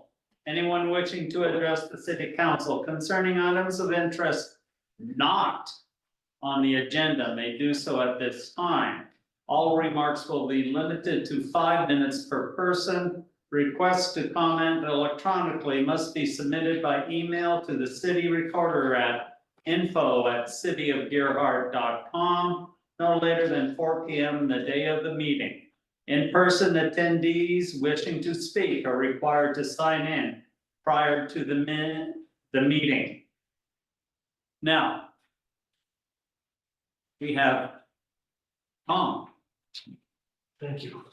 But the thing is, you want to talk about the water ordinance. Okay, can I talk about it when you get to it? Yes, you can. Let's, And what? Add two more speakers for public to the list tonight, To what list? to be able to give public comment. On something on the agenda or on something not on the agenda? not on the agenda. Correct. And you're talking now. Well, He's talking about something that's on the agenda, the water. all right, So name and address, please. Shannon Smith, 774 Pacific Way, Gearhart, this is a great city. Anything else I missed? Okay. One thing before I jump into the estuary research reserve again. If you remember, I think from November, the information on the back of this about the aquatic resources special concern, that came to me originally from Dana Carey, and Katie, I'm not gonna say her last name, Blavite from Department of State Lands has a 239-page document where this is referenced about, I don't know, 20, 30 times. And it's about removal of trees, dirt, any kind of, again, natural substance for land use. And she sent me a copy today. I'm gonna forward it to the city if folks like Gearhart and others don't have it. But this is like an overlay that goes into land development. It's different than wetlands. But for example, over here between what's Second and First, we went and measured the diameter of many of those trees and looked at how many were specific to this application. And the whole acreage over there qualified. So the developer, I know, had plans for 4 lots, he had to go down to 1. So there is that restriction that gets applied, but I'm not sure we're in a development process that happens, but I want to make you aware of why I brought that to your attention, so. Thank you. All right, so you might recall from October, I brought information to you about the first ever wildlife estuary research report. And that was about wildlife, but what encouraged me was all the different research reserves in estuaries and throughout the communities in the country. As I talked about then, there's one in Oregon, the South Slough, and there's one up in Washington. The one in Washington is about 10,000 acres. The one in South Slough is about 4,000. Since then, what's been great is there's new information about if you'd like to supply and designate the information to get your own estuary area designated. And there's many, many, many benefits to it. There is infrastructure money for support of this too, and coastal security mitigation, things like that go along with that development prospect for creating a research reserve. When I spoke to South Slough, I asked about how many years ago they started.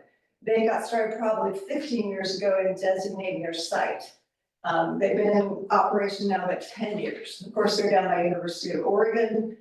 They get many students come from that university, but the gal down there, she said, we would love to have another research reserve in the state, similar to, look at comparative studies, see how, your ocean health compares with our health. And then again, the impact of the nearby town. We have a difference in that we have population living right in the estuary area. Again, the difference in Gearhart is we have a greenway, a green corridor that goes through our city, which is different a little bit than again, Seaside. This map I brought, and again, next time I come, I'm going to diagram where something like this could be, what kind of acreage we're talking about. And again, it would involve the 2 cities. What I found out though is that cities like ours have a lot of benefit from this.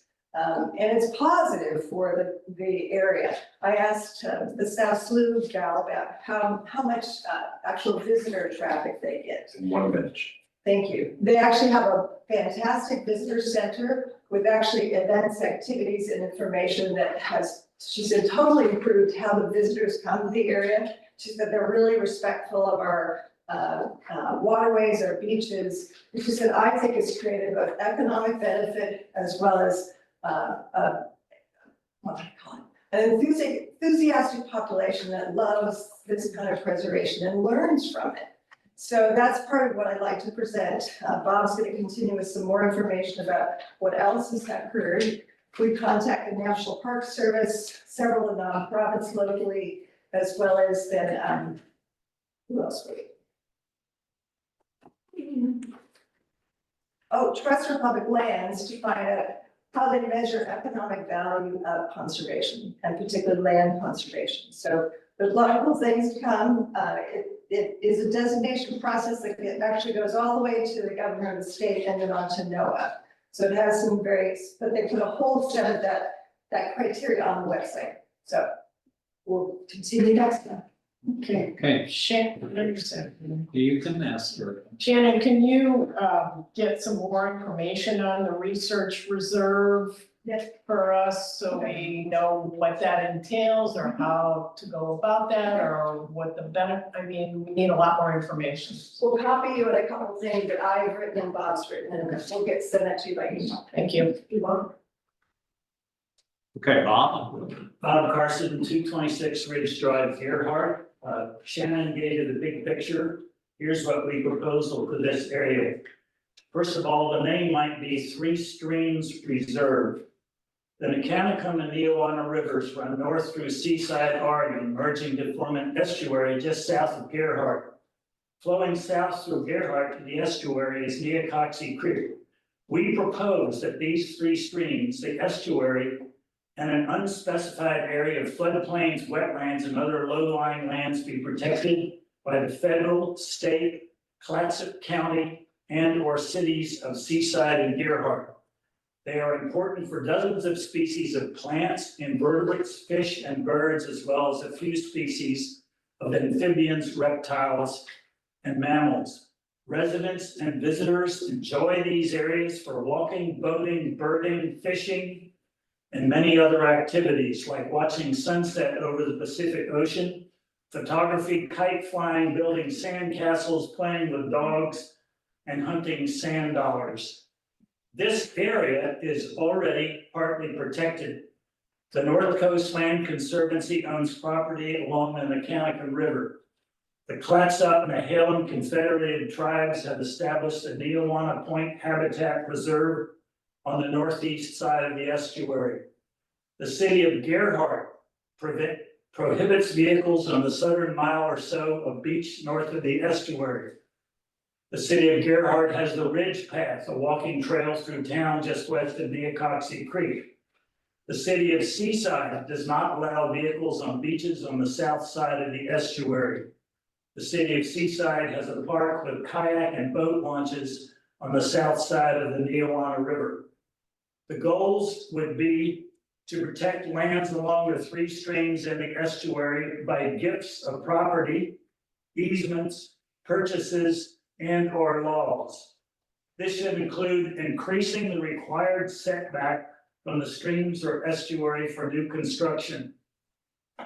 We also propose making trails along the rivers with bridges and raised boardwalks where necessary.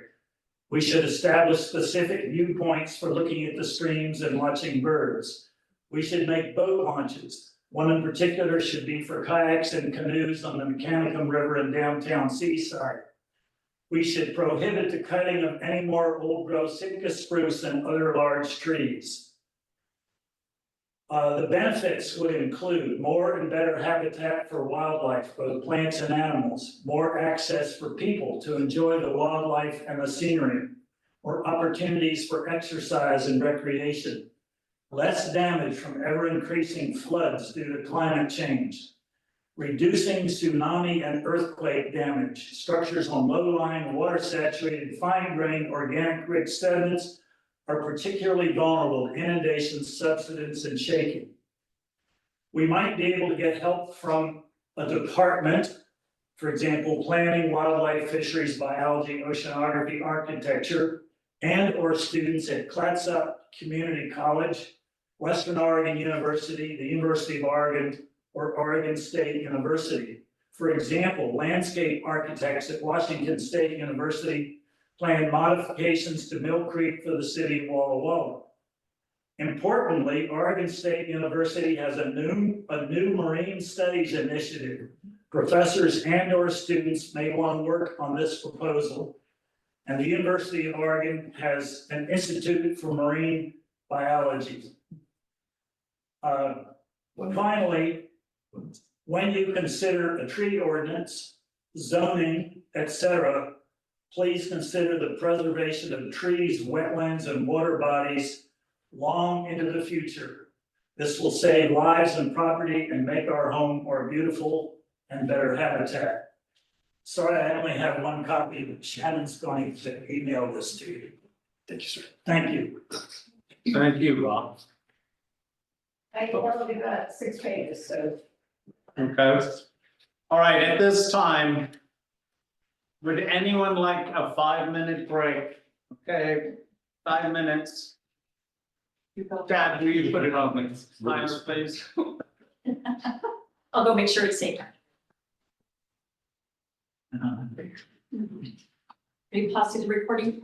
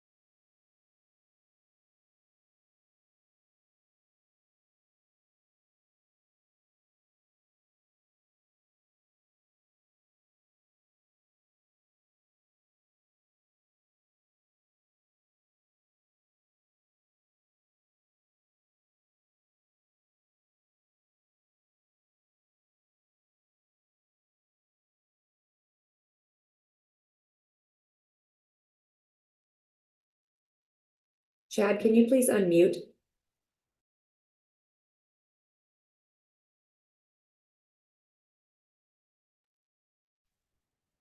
Now, Thank you. Okay, we're looking at our written correspondence and we don't have any questions that I can hear from anybody, so, I have a question. okay, there we go. So where, I mean, we've got this thing that's going on down around E5. Does that have something to do with Gearhart? On only that they have to notify us about the fill. Or the removal of soil. And that's just the DLCD requirement. So that's the only reason we're being noticed. Okay. We're not going to be doing it, unless of course you want to write a letter, No, I. because you got some objections to. No, that's, they raised their attack. Okay. All right, moving on. We don't have any late correspondence, well. Robin Lane was late correspondence, but it was been added into our packet. All right, ordinance and resolutions, second reading. An ordinance regulating the operating of the water system of the city of Gearhart, governing responsibilities, establishing fees and providing penalties for violations thereof. That's ordinance 940. Is that the one you want to speak to? Tom, I'd like you to speak at this time. Name and address, please. Okay, Tom Tease, 292 Woodland Avenue. I'd like to talk about the ordinance, especially the meter part, which is section 5. And I would like to have you put down your counselor pencils and pick up your private person pencils and listen on this. The city water department may at any time install a meter at owner's expense for measuring water according to the established metered rates. If the meter fails to register properly, the meter will be replaced by city water department. When I read that, it sounds to me like if the meter quits on its own accord, that the private citizen has to pay for it to replace it. And this is a meter that belongs to the city on city property. And why should a private person have to pay for something that the city owns that broke up? I can see it with new installations, you know, when a person builds a house and has that whole process done. But I don't understand why this. And would it be better if it read something like at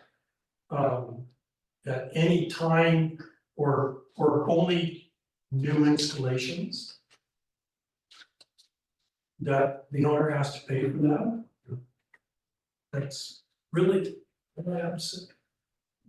I don't see where it says that the homeowner has to pay for the replacement of the meter if the meter goes belly up. Well, It just says that, It's ambiguous. I mean, what it basically Yeah. says, if it fails to register properly, okay, you will be charged an average from the billing cycle. No, I'm not talking about the water rates, I'm talking about the water meter. Yeah. Where it says, department may at any time install a meter at owner's expense. Right, so should we have in there if the meter fails to register properly, the meter will be replaced by the city water department at the city's expense?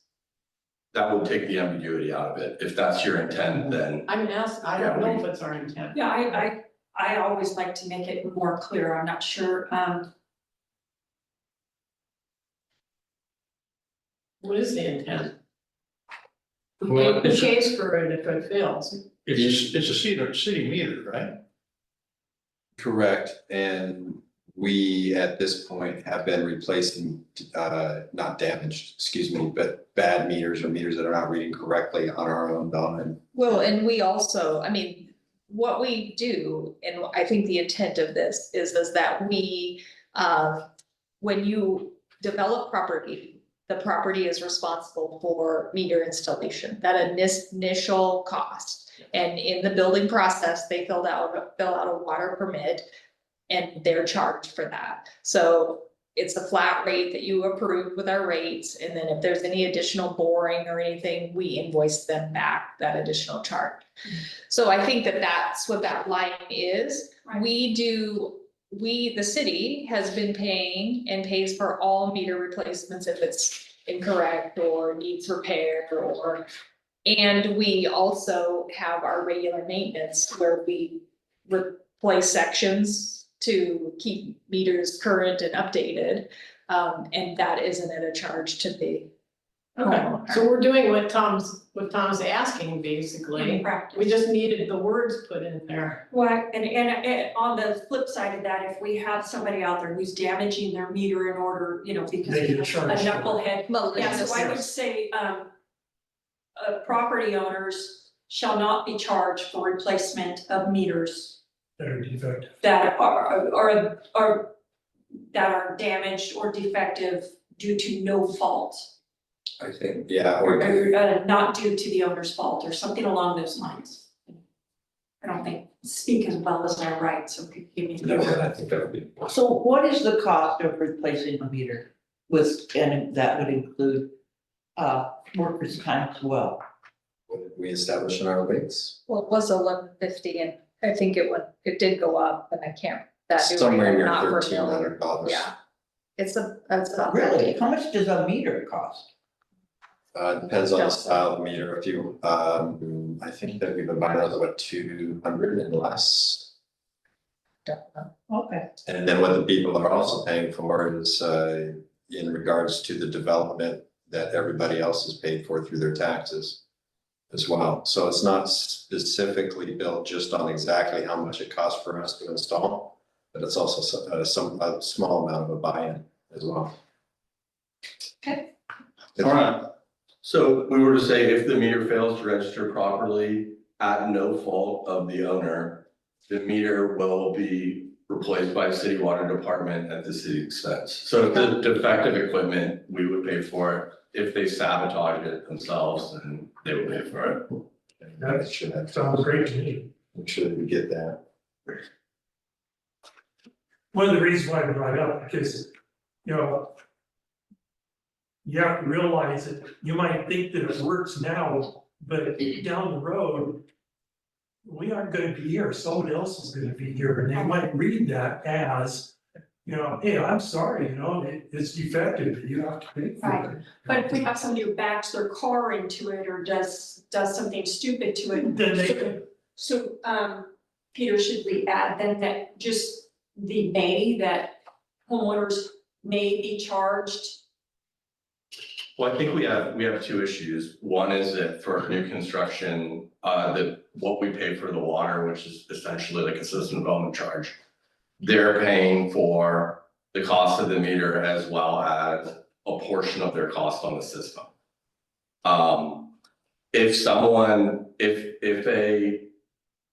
If a meter, I think what I hear you saying is if a meter is damaged through no fault of anyone, then the city would pay it. If the meter is damaged because of negligence, on the part of the owner or another person, then the owner should have to. So if their teenager drives a car into the meter, they're on the hook.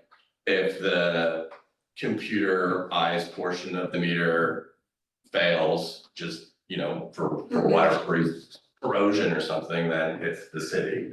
Accurate. Do you have to put something in there? So I think we can keep it as it is, but if that's your intent, because whenever there's any ambiguity in the code,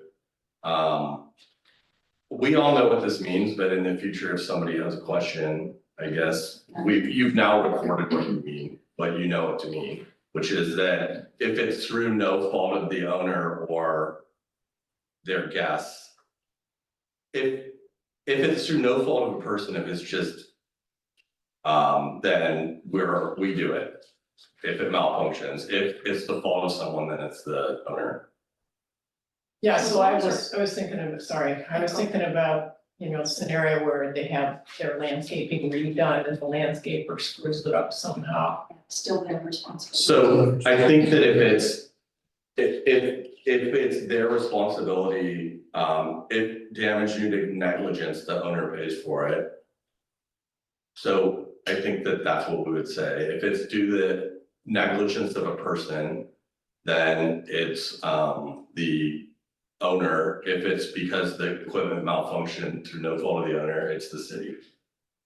And then if they then want to sue their landscaper for the cost of the replacement, then that's on them and that's not our business. Yeah, but most of the meters are on public right of way.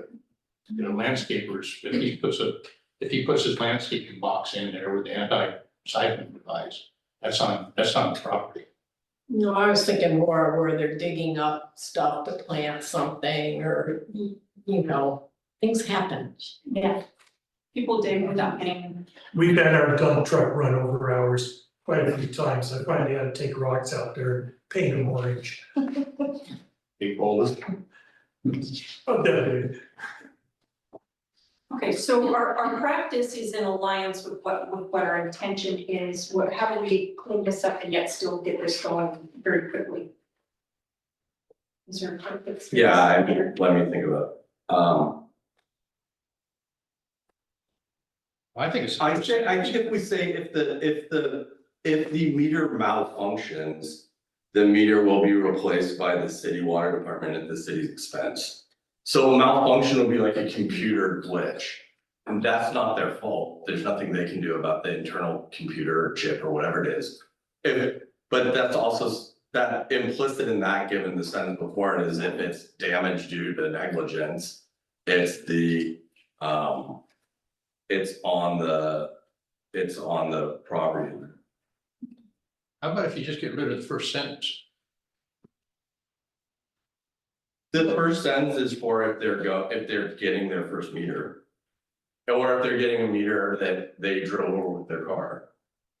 Or if they get we have had instances where they have pulled the meter because they're doing some demolition, so they pulled the meter and then they want the meter put back in. We also charge them because they pulled the meter at their own request. So I think if That we say doesn't happen very malfunctions, often, it's clear just a that it's few not times. through the acts of a third party. So take out fails to register properly and put If functions. the meter malfunctions, And then put placed by the city water department at the city's expense. yeah. So add at the city's expense Mhm.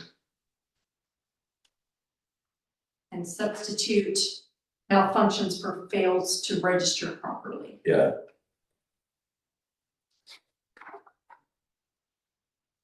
And if they say, well, that's not what the city meant, we can say, watch the video. And then, Peter, is there in there about damage due to negligence? Is that in there or is that not in there? Well, it's anything that's not a malfunction. Right, the only First line. thing that the city will pay for is malfunctions. Okay, so that's not actually in the language is just changing those two little things. So there's the general and there's the specific. So the general applies unless there's a specific out. In this case, the specific out that would make us pay for it is it malfunctions. So essentially what he's saying is the first line is what is the rule that the citizen will pay. The second line is the exception. If the meter malfunctions, then we're gonna replace it at our expense. Correct. So there you go. The only exception is gonna be if it's our fault. Or meter replacement, correct? Yeah, if it's So- of no fault if it's by no fault of the owner. Right. Or the owner's guest or whomever, then. So this would be a malfunction through some glitch, or we want to replace it, an existing meter to make it more accurate, so we're not wasting water. Which is a malfunction. Right, so that's correcting Okay, yeah, the error. it's antiquated or whatever, yeah. Well, I think that for those that work on the ground, we can work with that. Yeah, Thank you, Tom. Good observation. So Is that it? anyone else? That's it. Any questions? Any discussions? Does someone want to make a motion like number 2?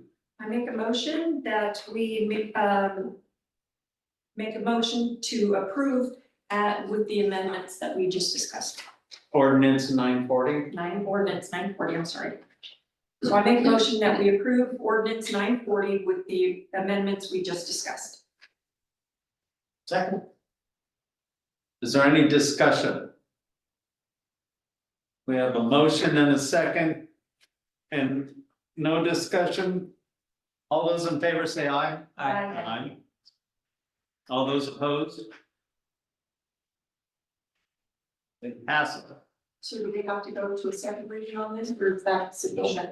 Yeah, that was a minor change. That was just a minor clarification. It doesn't change the substance of the ordinance, right? It just clarifies it so we all know.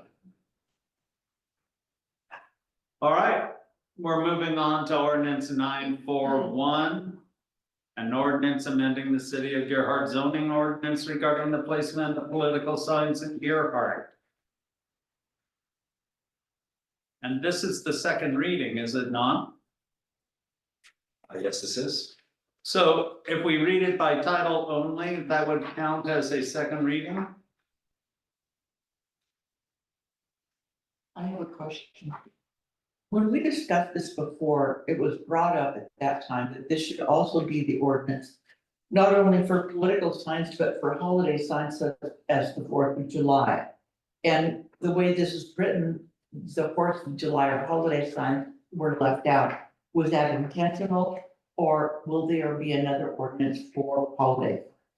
So we're doing another ordinance for other, it wouldn't just be holiday signs, it would be other temporary signs.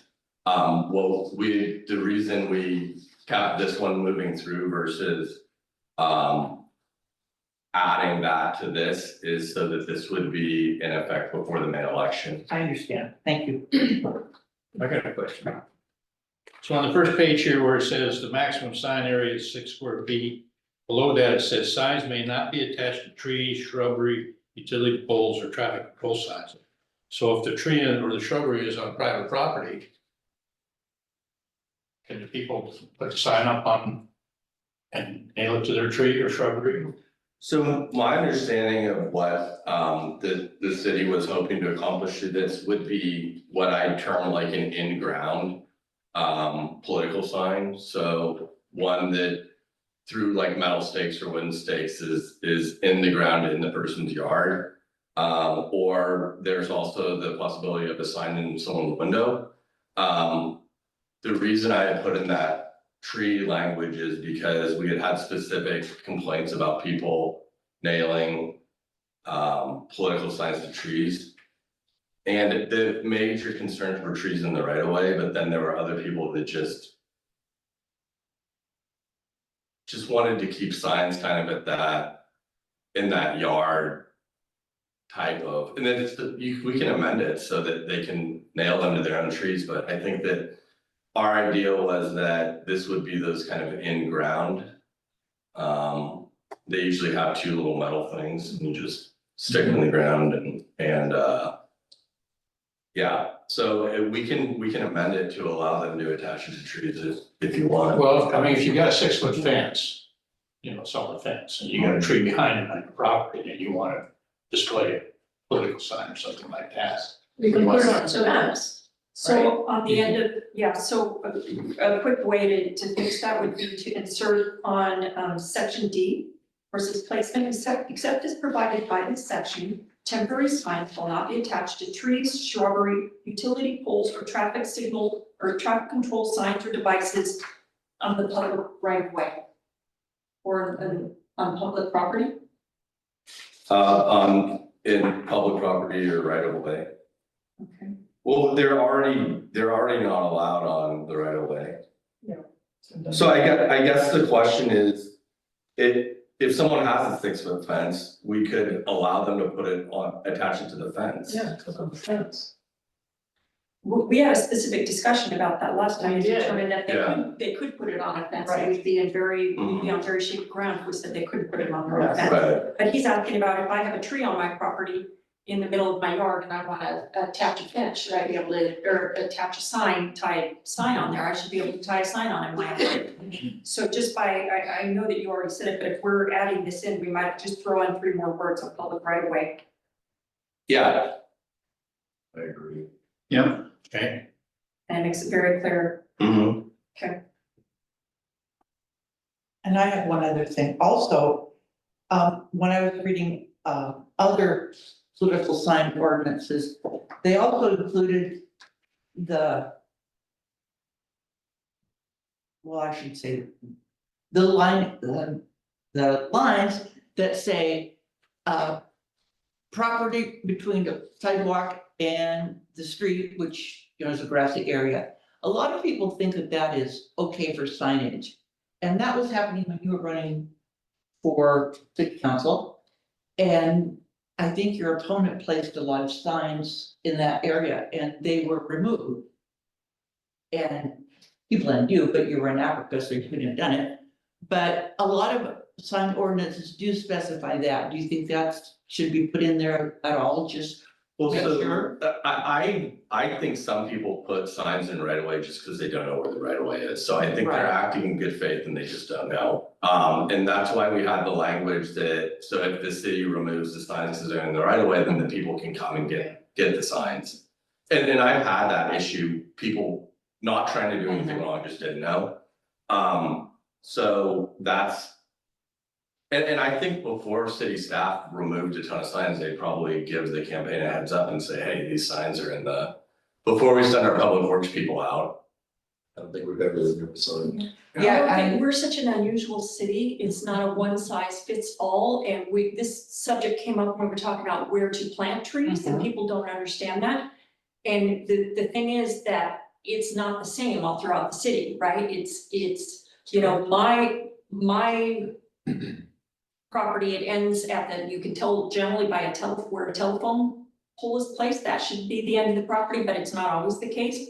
But in most of our houses, or most of our streets, it's where the rocks begin, but not always. Sometimes it's where so there's no clean way to say what you're trying to say. We have a Or one 60 size foot fits right all. of way in the street Yeah. is this way on that right of way all over the place. Okay. So that would be, we could be here for weeks trying to figure out how to say that. Yeah, all right. And normally the utility poles are on the right of way.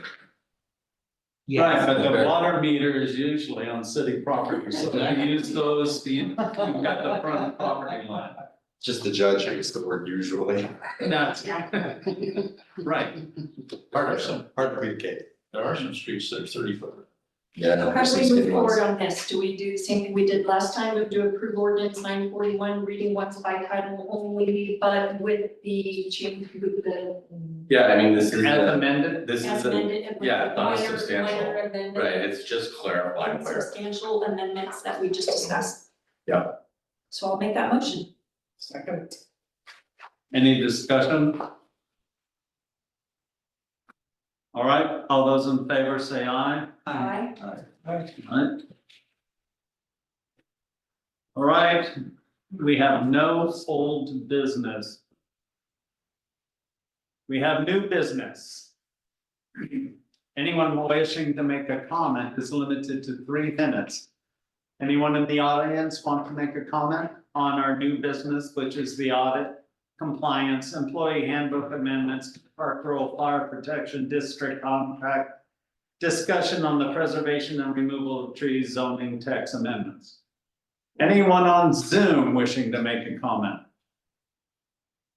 All right, we have none, so we'll just move right along to the audit compliance. So this feels like a new document and it shouldn't, because apparently this is something that we should have been doing all along. I have worked in municipal or educational institutions for almost 30 years. And I had never done this type of report, but I have always, every year I've seen an audit, have seen this comment. So Acuity had sent us information and a basic template and requested that we move forward with just notifying the council and the staff that we understand that we have looked at the audit report and that this is one of our weaknesses. The weakness is our organizational structure, and it is because we're so small. The corrective action for this, because we can't afford to hire new staff, is to have strong internal controls and policies and procedures that counterbalance for transparency, for fraud. We've tried to do that. The auditors check that to make sure that they feel comfortable. Otherwise, they would give us a more strict audit report. So this is the template they've given that we will send to the state, that we understand, that we are aware, and that we will work to always try to have corrective action against this weakness. Okay. So in this, it also states that the city council has to be one of the overseers of our budget and our money expenditure. So that's why we get a report. That's why we have to look over the report, and that's why we have to question if we have questions. And that's why you are members of the budget committee, because you are a major component in this. Why you approve resolutions when we need to do appropriations, why you would approve supplemental budget. They want the council to be actively involved. So this is just for information only. We don't have to have a motion or anything like that. It's just an acknowledgement, and then they've asked that we all sign, the three of us, yeah. Question? That's all right. So actively involved, the council being actively involved, are we actively involved enough for them? or- Yeah, because you get the monthly report with all of our transactions. I mean, there isn't a financial transaction that doesn't show up on that report in one of the, there's 3 different forms, but basically the revenues and expenditures is all the transactions. So you see those, you could ask to see any of those more in detail, a receipt, a check, whatever it is. Then you also see, you're part of the budget process. That's pretty active. Okay. Yeah. That's okay for them. Absolutely. Yeah. Yeah, and I think that the reporting that we do is probably more than most. All right, moving on. We're moving to the employee handbook amendment. Everyone has gone over this. Everyone is familiar enough to listen to Justine go through all the minor changes. So I'm gonna be quick, because I do want to respect your time, but the employee handbook is a super important reference document. In April of 2021, the city used an employee handbook template from CIS, which is our liability insurance carrier, to create a new handbook. The proposed amended January, so the one that you were looking at, the 2024 handbook, is essentially the same document. It just has revisions in it. So overall, the document remained the same, the language remained the same, the headings remained the same. It was just some adjustments to realign practice, so that we have practice more consistent, and maybe some new legislative things that had come up in there. So we had been working with an attorney at Miller Nash who specializes in human resources. And we have been updating or revising the handbook so that it actually reflects our policies and practices. Administrative Suite went over the amended handbook with our supervisors. So he met with each one of them, talked about each section and things they liked and didn't disliked.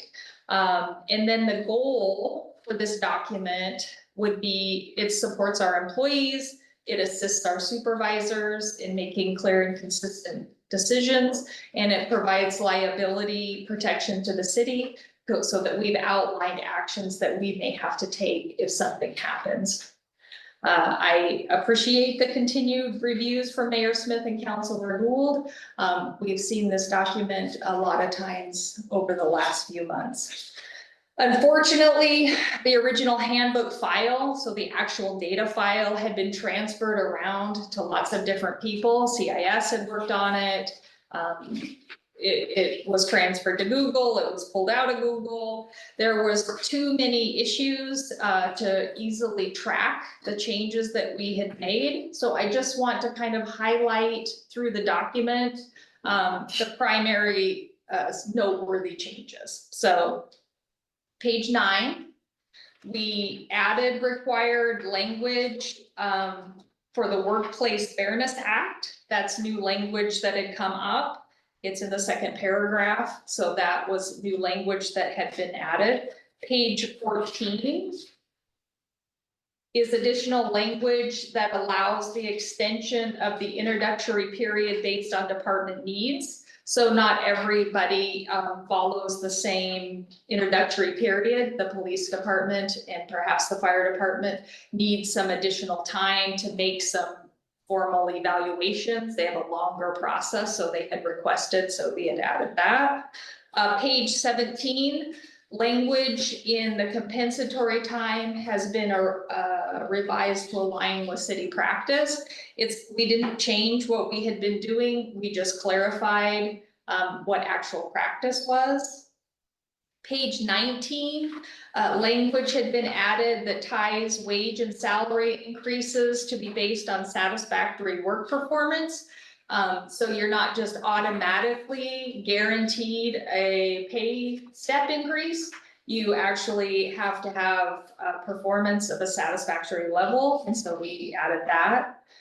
Page 20, we did just put the same language in for the performance review so that the wage and salary language was added. Also on page 20, we revised the section on employment of PERS retirees. PERS is regulated by state statutes, and the language has been simplified to allow the employment of PERS retirees. And agreements with retirees should be done based on legal requirements and council's final approval. We don't need a whole bunch of other language in there that isn't necessary. Page 22, the section on sick leave, that entire section, which is about 2 pages long, a lot of it has been revised. There has been no changes to the employee's sick leave benefits. They still accrue the same, they still get to use it for the same thing. However, there has been language added for the Oregon Paid Sick Time, which is a program that was passed, and it does benefit our temporary and seasonal employees. So we put that language in there, it's mandatory. Page 24. The federally recognized holiday of Juneteenth had been added. Page 25, paid leave Oregon language has been added, which is a state mandated program that provides access to paid family, medical, or safe leave. This is beyond anything that the employee benefits packages. This is a tax that comes out of their check that has all kinds of state requirements for filling it out. So that needs to be in there because they now have access to that type of leave. Page 29, other benefits have been added. So just in that heading, it used to just be healthcare. Now we've added other benefits at the end of that section. We've already always been providing these benefits. They're not new. There's some disability and some life, and they were never mentioned. So we've added those. Page 31, PERS language has been modified. Again, PERS is a state mandated regulated program, and the city isn't altering in any way a practice that we're doing or the way we're handling retirement.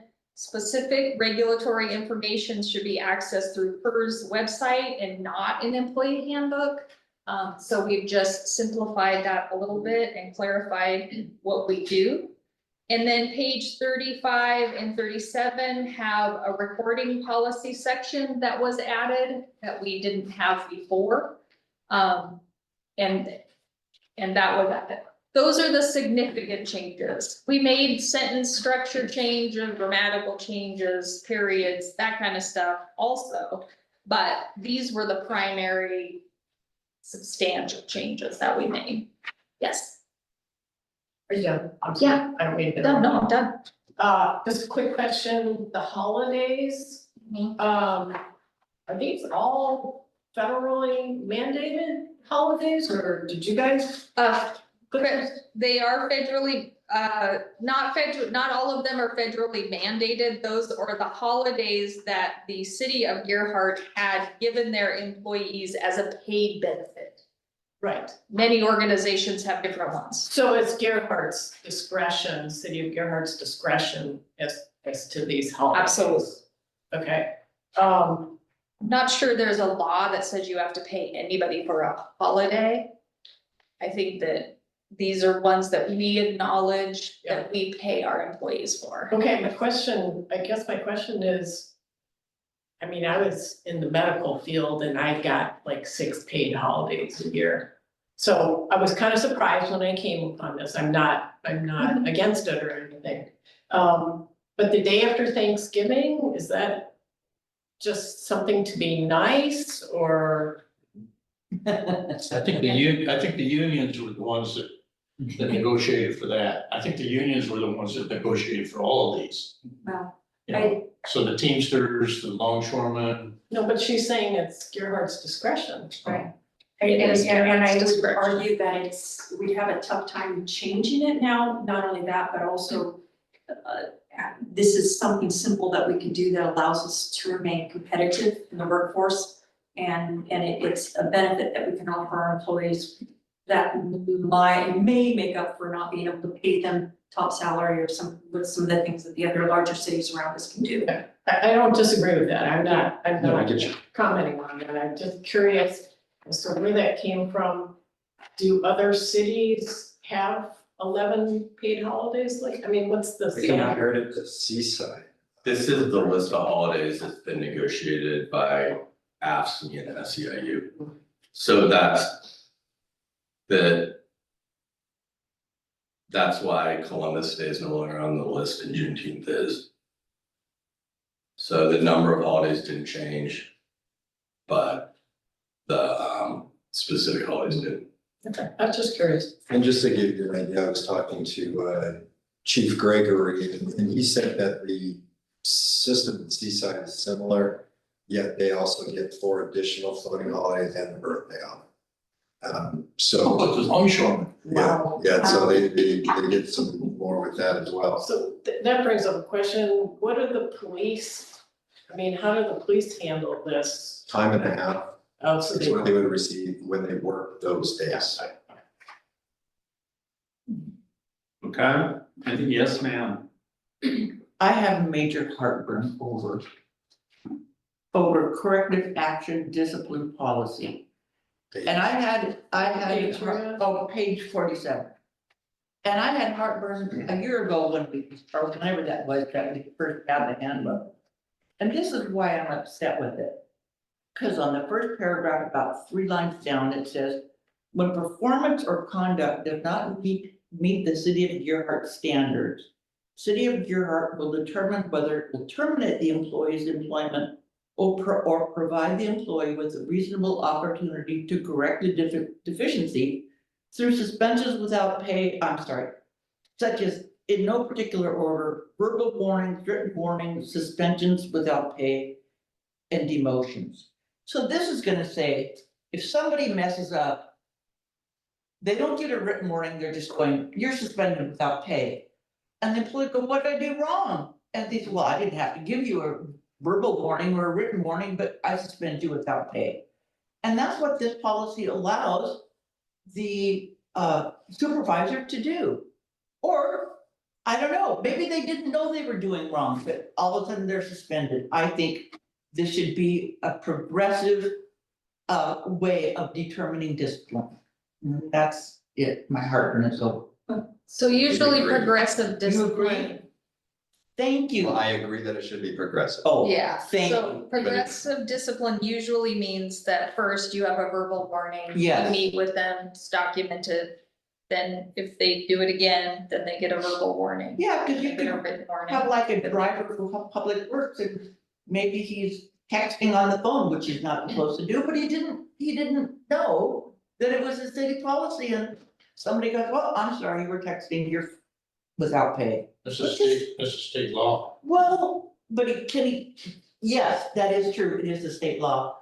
But for he to be suspended without pay without a verbal warning, I think is a flaw. I think that's up to the supervisor. I think the Well- supervisor, we either have faith in our supervisors. So we're gonna, to corral their crews, or It's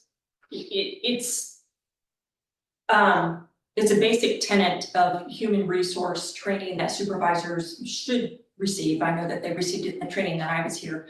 That progressive discipline is what you strive for. However, there are times you have to have it written this way Yes, and permissive because, let's say, heaven forbid, one of our officers has never had a problem before and suddenly he's out on, a car accident and he takes something from the car and steals from it.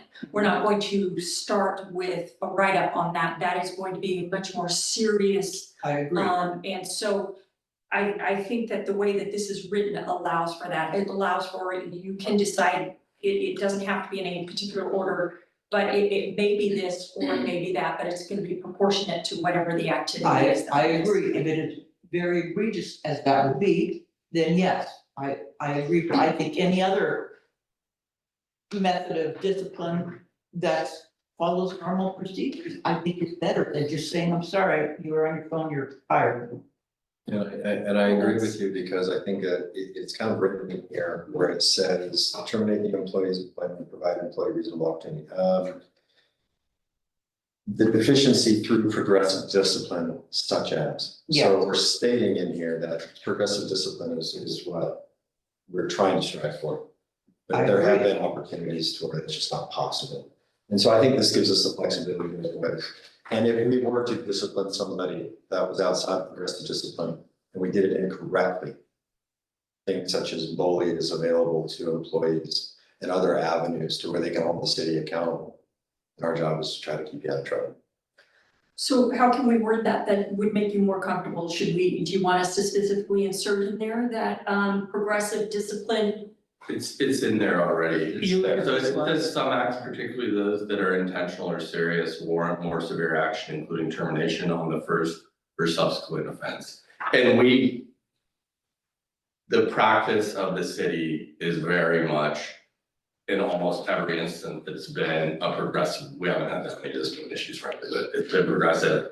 There has been, I can think of one issue where it was quite serious and we couldn't.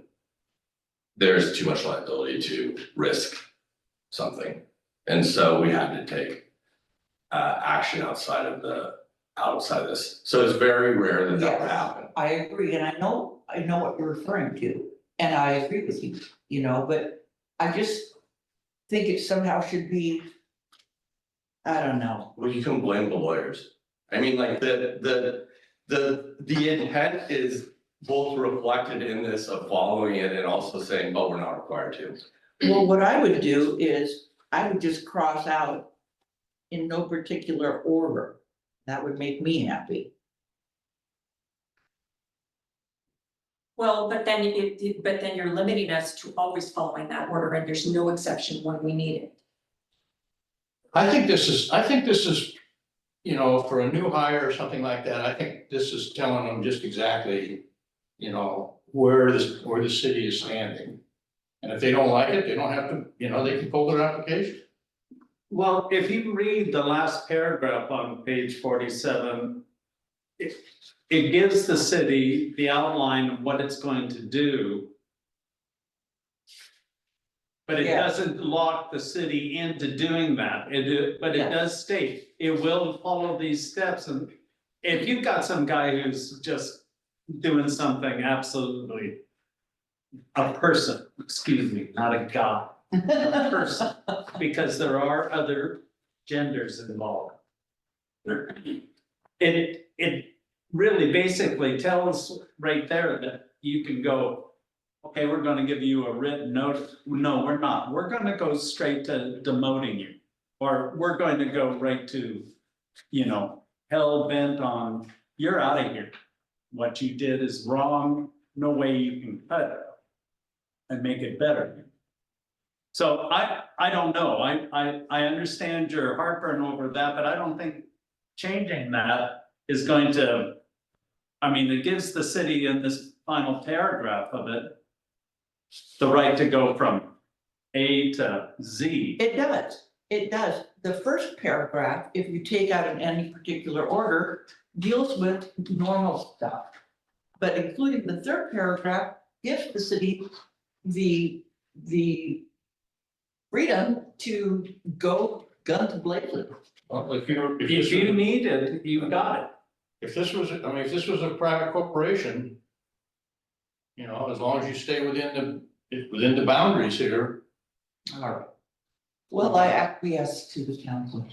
So I think had to say what I meant. In practice, we agree with you completely, and it's just not written down in policy. And if we were to start progressive, disciplining people willy-nilly or very harshly, then we'd start losing our employees, and you would have a heads up to that.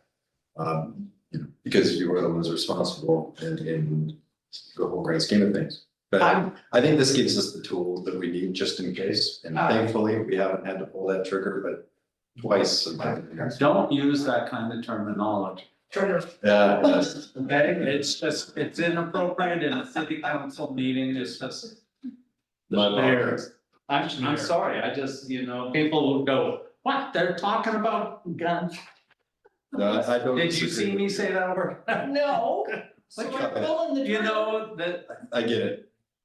they just, some people will take that and go, oh my God, did you hear what they did at the city council meeting? Okay, so I know that we went back and forth on quite a few things, and so please forgive me because I had time to do a little bit more research and rethink a couple of things, so I have some suggestions. Number one,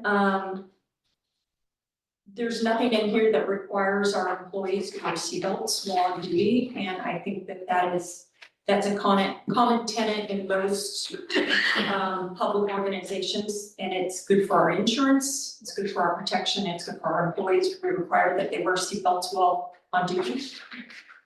And then number two is on page 34, search of property.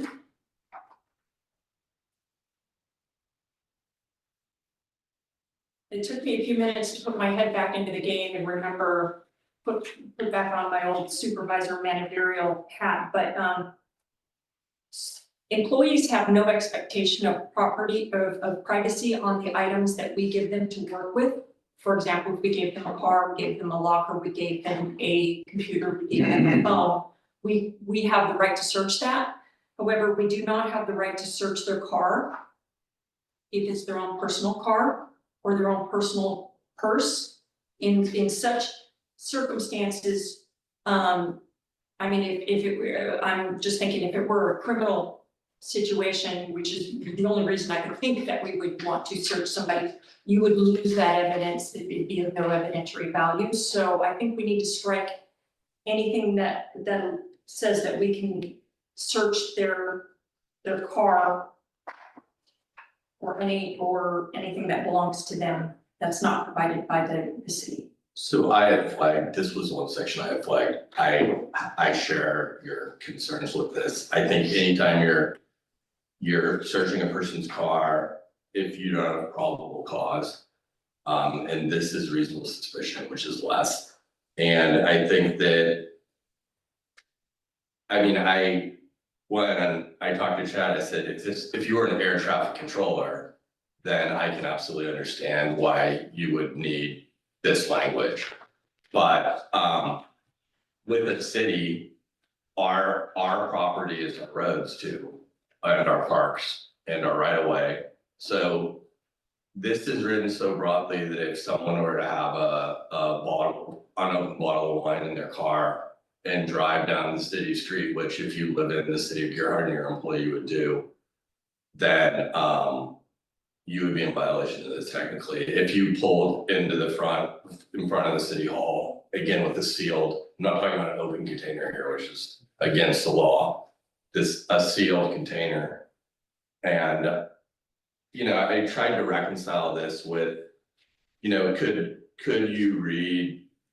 How do you read the search of property with the prohibited conduct under A? And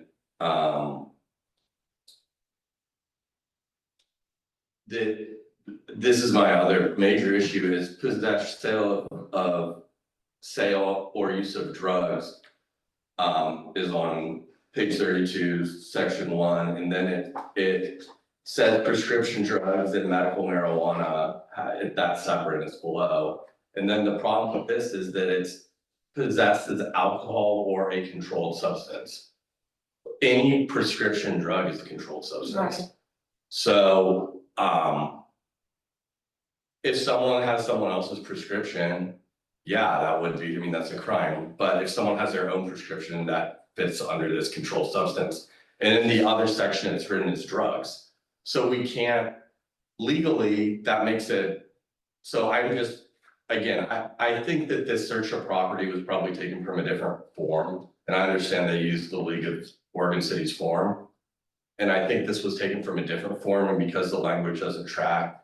And I think it was written for heavy equipment, someone that like running heavy equipment. That's why it says like lunch pail and locker, because if someone's got a crane and they come back from lunch and they're acting a little funny, you need to be able to.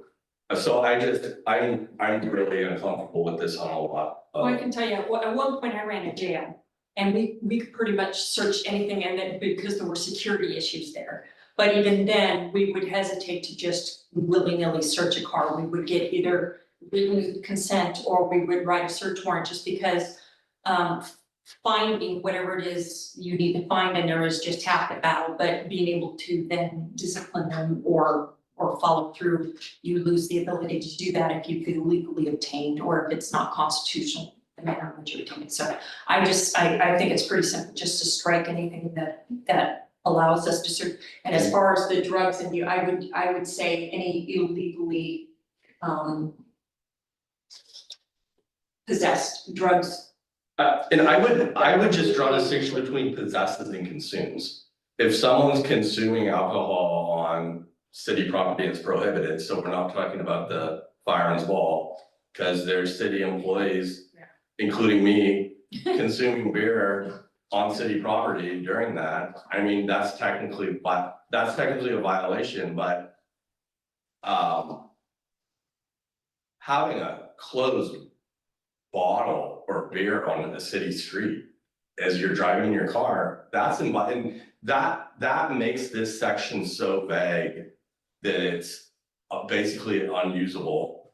And then if we actually used it and violated the person's privacy, because again, it would be selective enforcement because most of us have probably had a closed thing of alcohol on a city street. Well, you go from the shop and go or whatever it is. Yeah. To your house. Right, you're in violation of this section. Now, and just to let you know, there are 2 other places within this book that help us handle this situation if it was to come up in other ways. Number 1, workplace inspections, right to privacy and confidentiality. It says that we can search anything that's the city-owned property. Okay? Yeah. Your desk, my desk, my office, and my employee vehicle if I had one. Right? So we have the ability to be able to do that. The other place that's in here is testing. If I suspect that somebody is doing drugs or inebriated, then we have rules in here that says that we can take them for testing. And that is rock solid. The probable cause issue where I'm going in and I would need to search Justine's purse, that would be very difficult to do. I would not recommend that would be something that we encounter or go through because of all the issues that could happen. So I think there are things in this book that allow us to take care of the problem. So given those other sections, I think we could just strike this one. Okay. So my next question is Also, may I go back to your first question? about seatbelts. Page 44, third paragraph. Page 44. I'll read it to you. While City of Gearhart business drivers are expected to make every reasonable effort to operate the vehicle safely to regard weather, road conditions, drivers are to obey all traffic laws. That's 1. Okay. Posted signs, signals, requirements applicable to the vehicle being operated, seatbelt, so it can be used at all. Yeah, that's why I didn't bring it up before, okay, I Yeah. did it this time. No worries. You wouldn't even sit your wife's. No, sir. So we're just taking out search of property? Is that just? That will be the my second? recommendation. Okay, Now, which page are we on now? page Now- 34. So my next question is this a requirement for city council to approve this document? How is this not fall under the realm of operational and something you guys can do independent of? I mean, you guys can make these changes and we don't have to continue to vote on it or anything. Is this just a courtesy allowing us to know what's going on? Or is this a requirement for us to approve this? That part I not know for So I the would original never do creation that. of this document, The so. county organization I worked at before, we made operational changes as we needed to and we didn't have to get. Yeah, I don't think that the council's required to approve this, but I think that it's kind of been demonstrated why it makes sense to have multiple eyes on this Right, document, right. No, because we I all appreciate grab it. different things. Yeah, I'm just wondering if we need to come back and approve this again once these changes have been made. Yeah, I don't know the historical reason, other than maybe it was just new. No, And so I it think it's a came- good exercise for the, like Peter said, for everything that we just demonstrated, but as far as approving or making further changes or whatever, I think you guys have a good start on it. So under council options, it says that we could motion to approve the attached employee handbook as amended. So that is what I would like to do. I'd like to move to approve the attached employee handbook as amended. Okay, my question would be, if we're approving it this way, are they then allowed to make changes to it in the future, or do they have to, I mean, since we're approving it? Yeah, no, they can change Yeah, it. this is a So even though legislative. it's not changing, it's not Correct. looking things up like. Okay, then I will give you a second. Any discussion? Okay, we got a motion and a second. Can I get a ayes? Aye. Aye. Against? Thank you very much. Really appreciate you going through this. Thank you. All right, now. We're going to. Oh my goodness. The Gearhart Rural Fire Protection District contract. Does anybody have any question? Or comments? I do. In the contract. The last paragraph of the first page of the contract. During the period of this contract, it is agreed the city and district shall mutually determine what person shall be fire chief. I came in and I told everybody in Chad's office at that time, I want it stricken. Because That was today. that was today, and you have it underlined? Absolutely. Absolutely. That's absolutely ridiculous that someone would come in and tell us who would be our fire chief. So, having said that, I think that they want to mutually agree that the district board. I think the district board would like to have a say in who the fire chief is, but they're hiring the city for their fire protection. right, Is that something new to just this, or has that been in No, past? this has been in there for, before I was There was here. nothing that triggered their desire to be involved in. No, these, so- Not that I know of in the past, but I think that, allowing them to participate is what we did during Chief Cono's hire. Rock Bauer was involved. We invited him to be along with us in that procedure. So I think that, and I haven't had the chance to talk to them because this was brought up today. I did leave a message for the president of the council. If you make this change, we'll take it back to the Rural Fire Protection District and clear it with them because they also have to agree and vote on this. They voted on it as it is now. They're prepared to sign it as it is now. We're gonna make this change. If you so decide, then we're gonna go back to them. But what we can do is change this so that they are participants in the search and interview process. Yeah, I don't have a problem with them being involved in that fashion, but the city is the But city. not to be a equal voting member, if you will. Right, So just having their input. I would recommend that at the least. And not having binding arbitration is not. Do you want to take a shot at that paragraph? Yeah, Which one is that? the binding arbitration up there. Yeah, I had that whole paragraph stricken in mind. Whatever, it's just they can't be in the city business. As far as I'm concerned.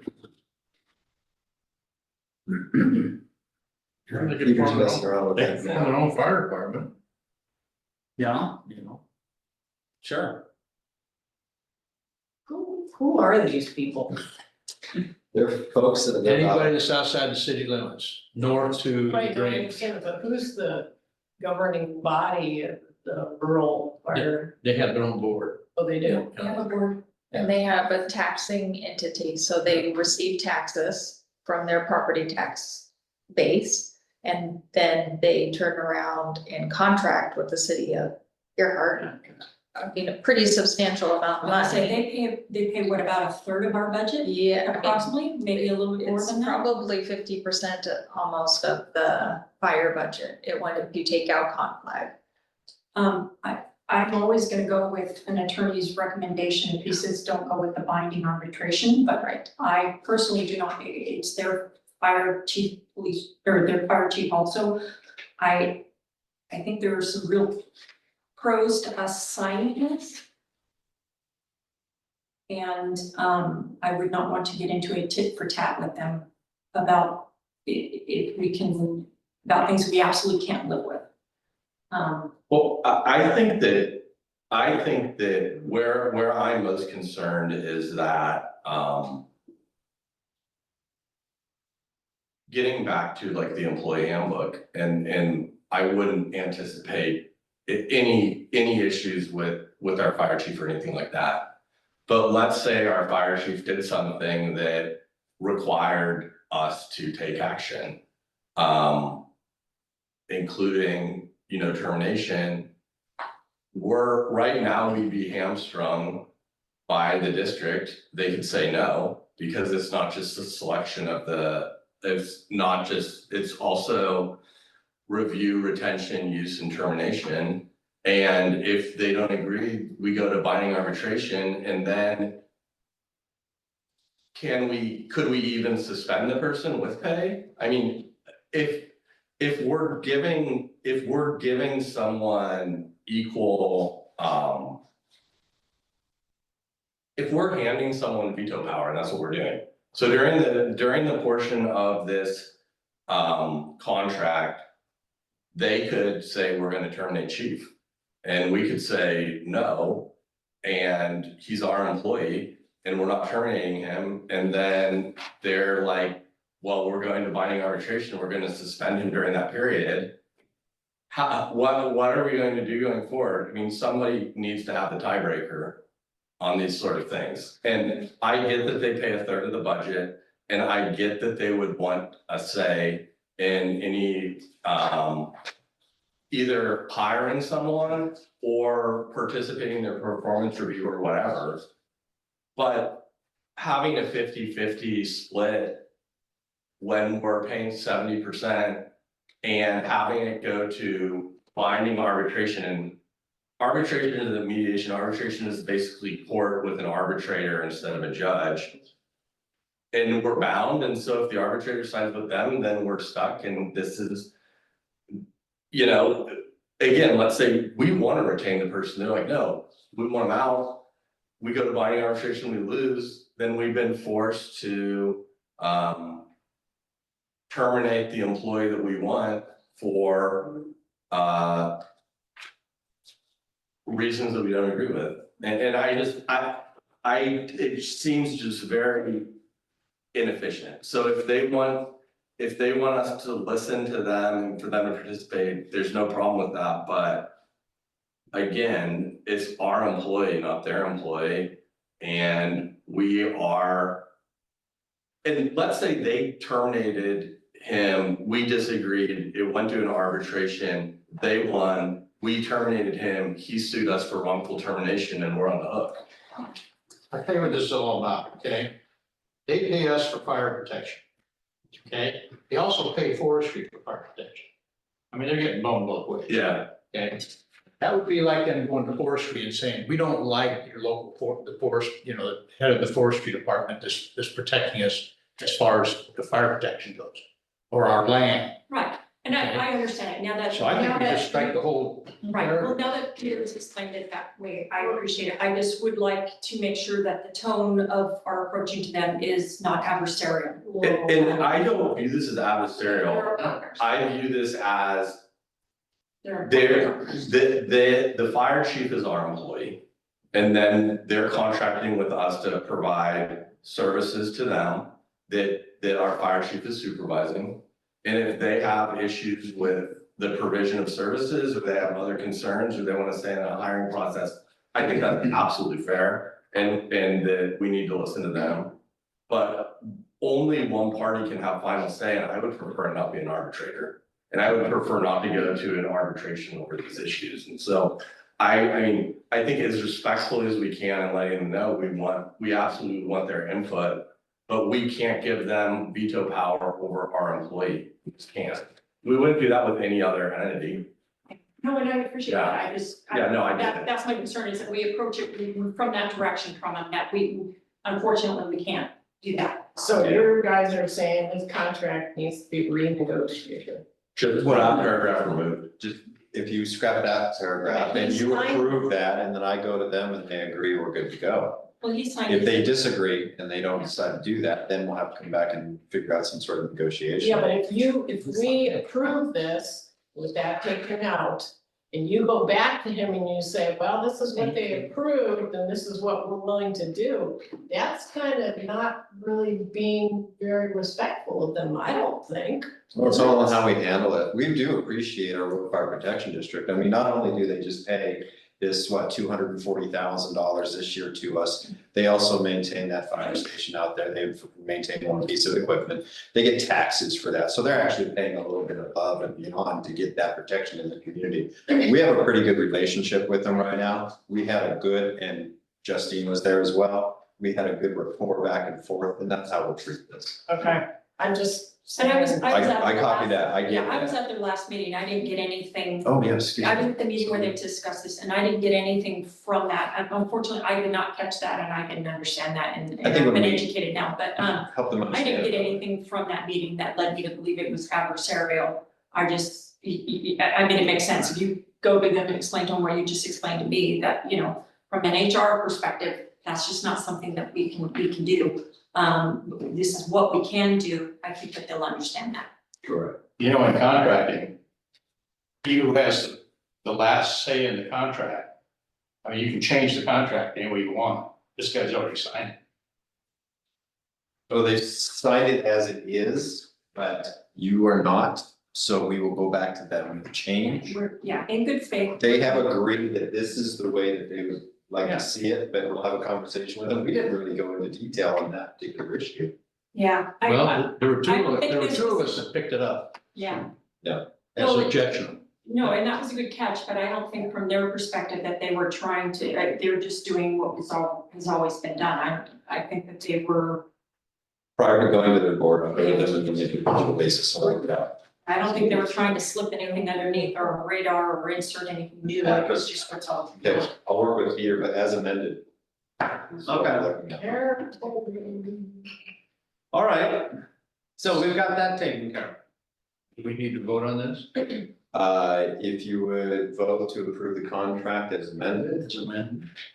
Then we will go to them, and if they sign it, we'll be good, and then we won't have to come back to you. Okay, then let's have a motion. I move that we, the council approves of the contract with the rural fire protection district. It's amended. I just want to paragraph out, fire chief. I'll second that. Is there any discussion? All those in favor say aye. Aye. Aye. Against? All right, passes. Moving on. Preservation and removal of tree zoning text amendments.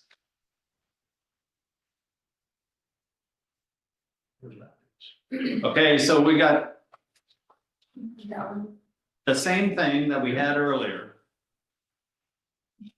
But now if we have a motion to approve, we can go to discussion. If anyone feels like that's what they want to do.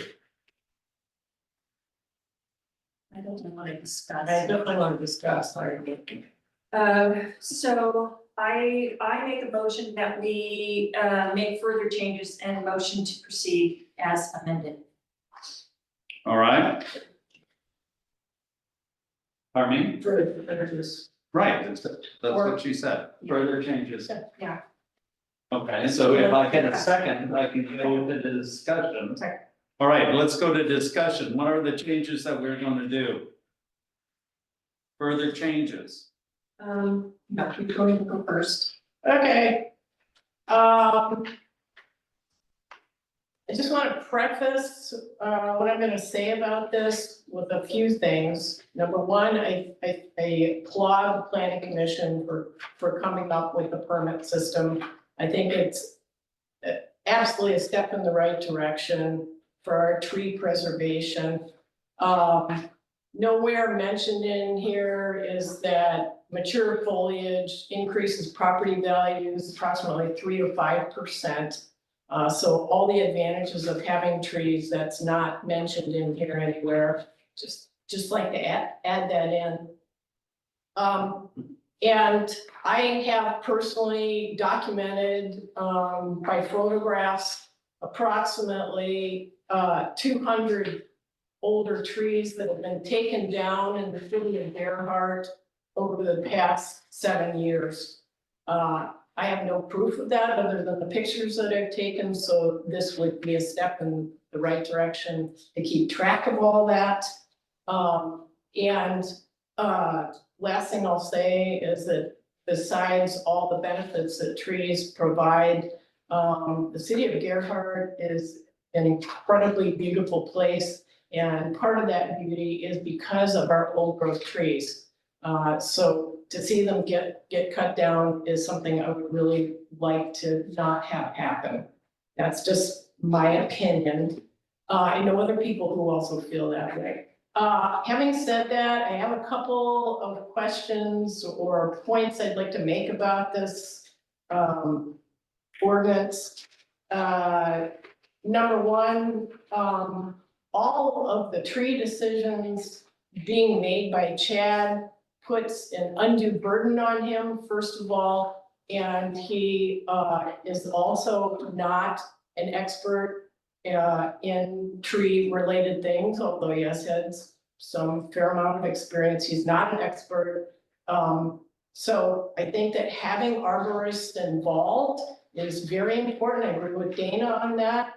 My comment about the arborist being involved is that if you have the arborist come out who gives an opinion on a tree, and that arborist is going to get the job of cutting down the tree, that's the fox guarding the hen house, which I think is a conflict of interest. Not that I'm impugning anything to an arborist that they'll be dishonest, but when you have the arborist saying, yeah, that tree needs to come down and you're gonna pay me $500 to do that, that's a conflict of interest. So I feel like we need to look at that and maybe do something about that in this document. The second thing, and back to all decisions being made by Chad, you know, Chad, do you really want to take that on as far as being, you know, the ultimate decision maker in this? I'm just throwing that out to you, as opposed to, you know, having this run through the planning commission or having it run through a tree board of some type. I mean, there are other alternatives to you having to make all the decisions on this. I'm just throwing that out for consideration. The second thing, let me turn to the page, is nowhere in this document, really is it mentioned that trimming the tree, pruning the tree could be an alternative to taking it down for whatever problems the tree might be presenting to the homeowner. I'd like to see some wording in there regarding alternative measures that can be taken for, quote, problematic trees, end quote. To take a tree down because it's getting some needles on your roof is, it's not a risk versus benefit kind of a scenario. So I'd like to see some wording in there about, pruning, trimming, blah, blah, blah. What else? The 38 inches in circumference, I think it's a great idea to go to the circumference measurement. It is a lot easier for people. I would really like us to see us go to the 30 inches instead of the 38 inches. That's just my input on that. To prevent mass trees being taken down. Let's see, what else? Bear with me.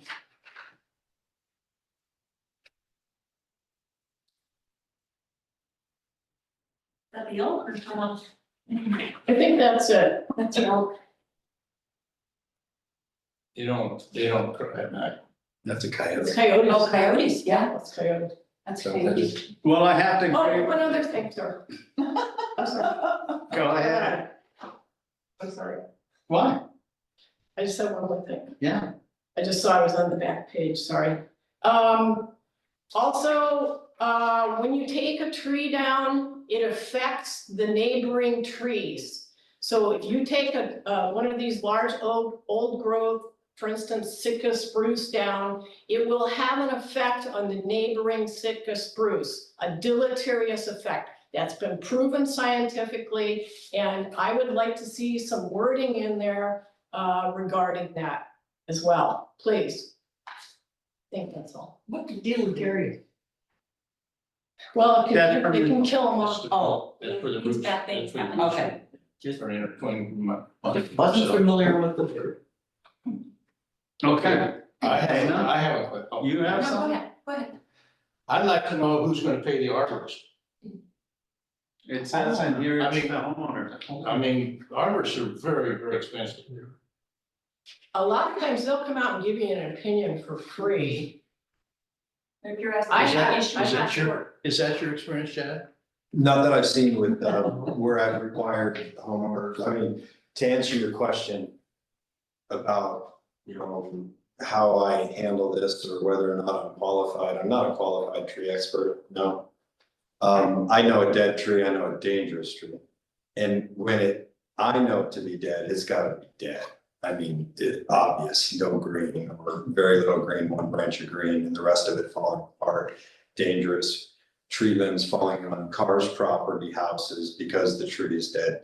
That's kind of the level I take it to. If it's below that level and it's like I ask them to go ahead and provide me with information from an arborist. And that is if they want to take a tree down in the right of way. Right, because that's where I have control. I don't have control because you can take down 5 trees on your property at any time. Once a year, right? Or 5 trees a year. Every year. So we do ask people to call an arborist when things are kind of on the edge and when we don't have a full understanding or when we can't tell it's not dangerous. And that has gotten better over the last few years to where people are calling more often.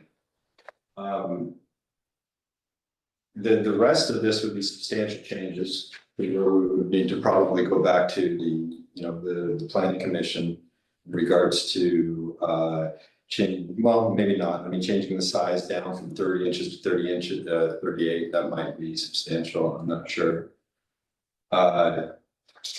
Arborists are expensive.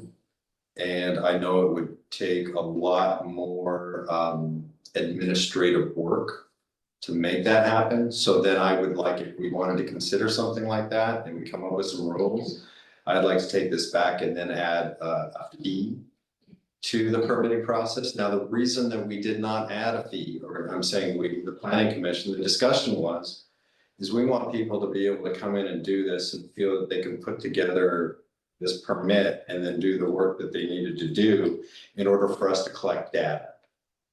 The more arduous we make it, the better we're protecting trees, but then we're not gonna have as much compliance at times. But I don't think that's a reason to say no, that we don't need to do that. But it is going to have an added cost to the city, and we're gonna have to figure out how we can find the time and the funds to be able to do that. Did you come up with the fee for those who break the law and just cut down a tree without a permit? The council did, it's 500 per occurrence per day. Okay, thank you. But I didn't see that in here. It's the penalty in the zone code. Article 15. Article 15, about all penalties across the zone code. I think it's mentioned in there. But Chad, Yes, we know people who have taken down trees when they shouldn't have and were not fined because you're such a nice guy, right? So will that be applied or You're is gonna have to that come up- just gonna be? Give me an yes, example of done that. Give me an example of that. The lady on Summit who took down 3 old growth spruce in the riparian zone. That's a good example. Although they were calling those dangerous, and then after the Yeah, fact, she- we had to try to do that, but they were calling it dangerous, they were very concerned, they were asking me for weeks whether or not they should be able to cut it down. We investigated, we told them to get an arborist, and then they ended up cutting it down because the arborist told them to do that. But that's different, they were within a 50-foot riparian zone, but then they called the tree dangerous. Now we'll have a permitting process to where when they need to cut down any trees, they've got to come to us first, and we have the opportunity to get ahead of it. That was after, then they tell me it's dangerous. I can't prove it wasn't, I can't take that. Right, so you're caught in the middle. Yes, this permitting process as we have it here eliminates that. Mostly, I think. Yeah, but we still have the fox guarding the hen house of the arborist that they get to come out and the arborist looks at it and says, yeah, that could be dangerous, or yeah, that's dangerous. And then they get the business. That's a conflict of interest. I don't But disagree. in a small community like this where, you know, arborists are not thick on the ground, that might be something you just have to, you know, you do the best that you can do. There was an arborist that did that quite a bit. He's no longer in business. And it's, I think that with this permitting process, we have an opportunity to step up. And if we find an arborist that's behaving badly, I think this will help us figure it out as it's written now. It's not perfect though. But this will definitely give us more opportunity. So do we not have any access to, for instance, like I don't know, a state person or a state arborist that could rule on stuff? Even maybe if it's in the riparian zone, could we tap the state? Well, I think arborist? that another way of seeing it is that an arborist that says that the tree needs to go cannot be the person to take it down. Yeah, But we don't have any requirements as it's written now for an arborist to do that unless it's like. And that's what usually a municipality will do, like, for example, with a tow truck driver, you'll have a pool of tow truck drivers, and you will, you know, draw from them in a rotating cycle or whatever. And then the fee would be charged to the person, but yeah, in a small community like this, where everybody is begging for these folks to, even I called an arborist to come out and just trim our trees, and it took 3, we went through 3 before we could even find one that would come out. So that, I could see that being a real problem. However, I do agree with, if their reason, and the only reason, they're not going to, they can cut down a single tree with no problem. We're not going to question them until it becomes more than 5. No, And when it becomes more than 5, from tree 1, they've got to do a permit with this. well, I know they have to get a permit, but we're not going to deny them just arbitrarily, are we? I'll look at it and see if the trees are on our right of way. I'll look at it and see if the tree is in the riparian area. Okay, well, so we pay you a lot of money, God bless you. That sounds like a lot of staff time, and we're not, and you're asking the citizens, the taxpayers, to absorb the cost of that. Meanwhile, you're being taken away. We're paying you a lot of money to run the city, not to run around and look at trees. So I don't think that's a good fix. And I do look at, I do run around He the does trees run now. around. I know, You know, I would they- like, we're trying to fix a system, we don't continue and make it worse. I agree. So we're getting into some real substantial changes. Yeah. And my recommendation would be that if we're gonna charge a fee that's substantial. Yeah. If we're going to bring it to 30 inches. Well, hold on just a minute. My opinion, and I have not entered my opinion into any of this conversation within the planning commission or up until now, just been technical help. But my opinion is that this is a pretty big change for Gearhart. All trees that are gonna be cut on private property will have to go for a permit. And it may be expensive to start off with, and if it is, and we find that, but we get compliance, there is kind of an offshoot with that. We get more data, we get more compliance. I'm not sure how much time this is gonna take. I don't think it's gonna take that much time, and I'm prepared to say that, let's give it a shot. At least as it's, written here, to start with, this is my opinion. And then see how this goes. And we'll monitor the situation. If the time requirements and the cost requirements become too great, I'll come to you and make a recommendation to say that we need to add some fees or to change the way we do this. And then at that time, after we have a little bit of time under our belts and we start seeing how this works, you can add more restrictions or take less restrictions away as well. But this is a pretty good start from my perspective, and I think we can manage it to see how it goes. Well, okay, and I'm going to respectfully disagree with you because in a small community like this, there are two ways to get removed from somebody's Christmas card list. And that's number one, to approve this, and number two is to get out in front of this and block this. This is going to create tree wars. I believe it once, people may not have been involved because they haven't really heard about it or learned about it. But I can guarantee you that once you start affecting somebody's ability to change their own property, they're gonna have problems. So, Yeah, but They already but have setting that aside, there are some other substantial changes I think that need to be made to this. It's not ready to go. They need to do a better definition, from my perspective, the definition of trees. It needs some work, like the demonstration I gave you, whether we're gonna be talking about just the largest branch circumference or whether the total circumference at 4 feet, you need to explain that to me. I need to be able to read that as a layman and understand. So that we're not setting them up for failure. I do think that that there's going to be some cost in staff time in reviewing these. You're saying that the purpose of this is tree tracking, however, we're not going to track the trees that you cut down for a business permit. So you haven't created any kind of a device that requires them to report how many trees they cut down, so I think that negates your argument that you're doing tree tracking. So I think that should be part of the discussion. And I also think that they're part of the consideration of when somebody can cut down their trees, whether it's an invasive species, I think that should be an allowable reason for somebody to cut down a tree. according to the Oregon invasive species list, there are no trees on the list at all. Okay, well, So Oregon does not consider any tree to be invasive. That's something that I learned when we were, Well, I just read that hawthorn can be considered an invasive species. Can be, but in the state of Oregon, there's no trees on the invasive species list. That's something that we went through, at least there wasn't when we did the beach dune vegetation project. That was noxious weeds. And it was also, and that's. And holly is a bush, not a tree. It's actually considered a tree. Well, it could be defined as a tree, I have something on my yard. I've got a holly tree that's 9 inches across. Yeah, it's a tree. Well, at least They can according to turn trees. Google, it's a tree. Yeah. But yeah, it was kind of interesting to us because we were talking, well, aren't some trees considered noxious that would be on the beach dune vegetation? The state of Oregon and the people that were assisting us came back and says, no, there aren't any trees on the noxious. And then- It needs some substantial change. And then the other question that you had was, tracking on buildings permits. We would have the ability to do that because we require them to put the number of trees that are on the plot plan Okay. prior to approval. So we can track that and get some data, but I didn't think about doing that before until you mentioned it. So that was good. Okay, so why don't you withdraw your motion? We'll bring this I back withdraw to the February meeting.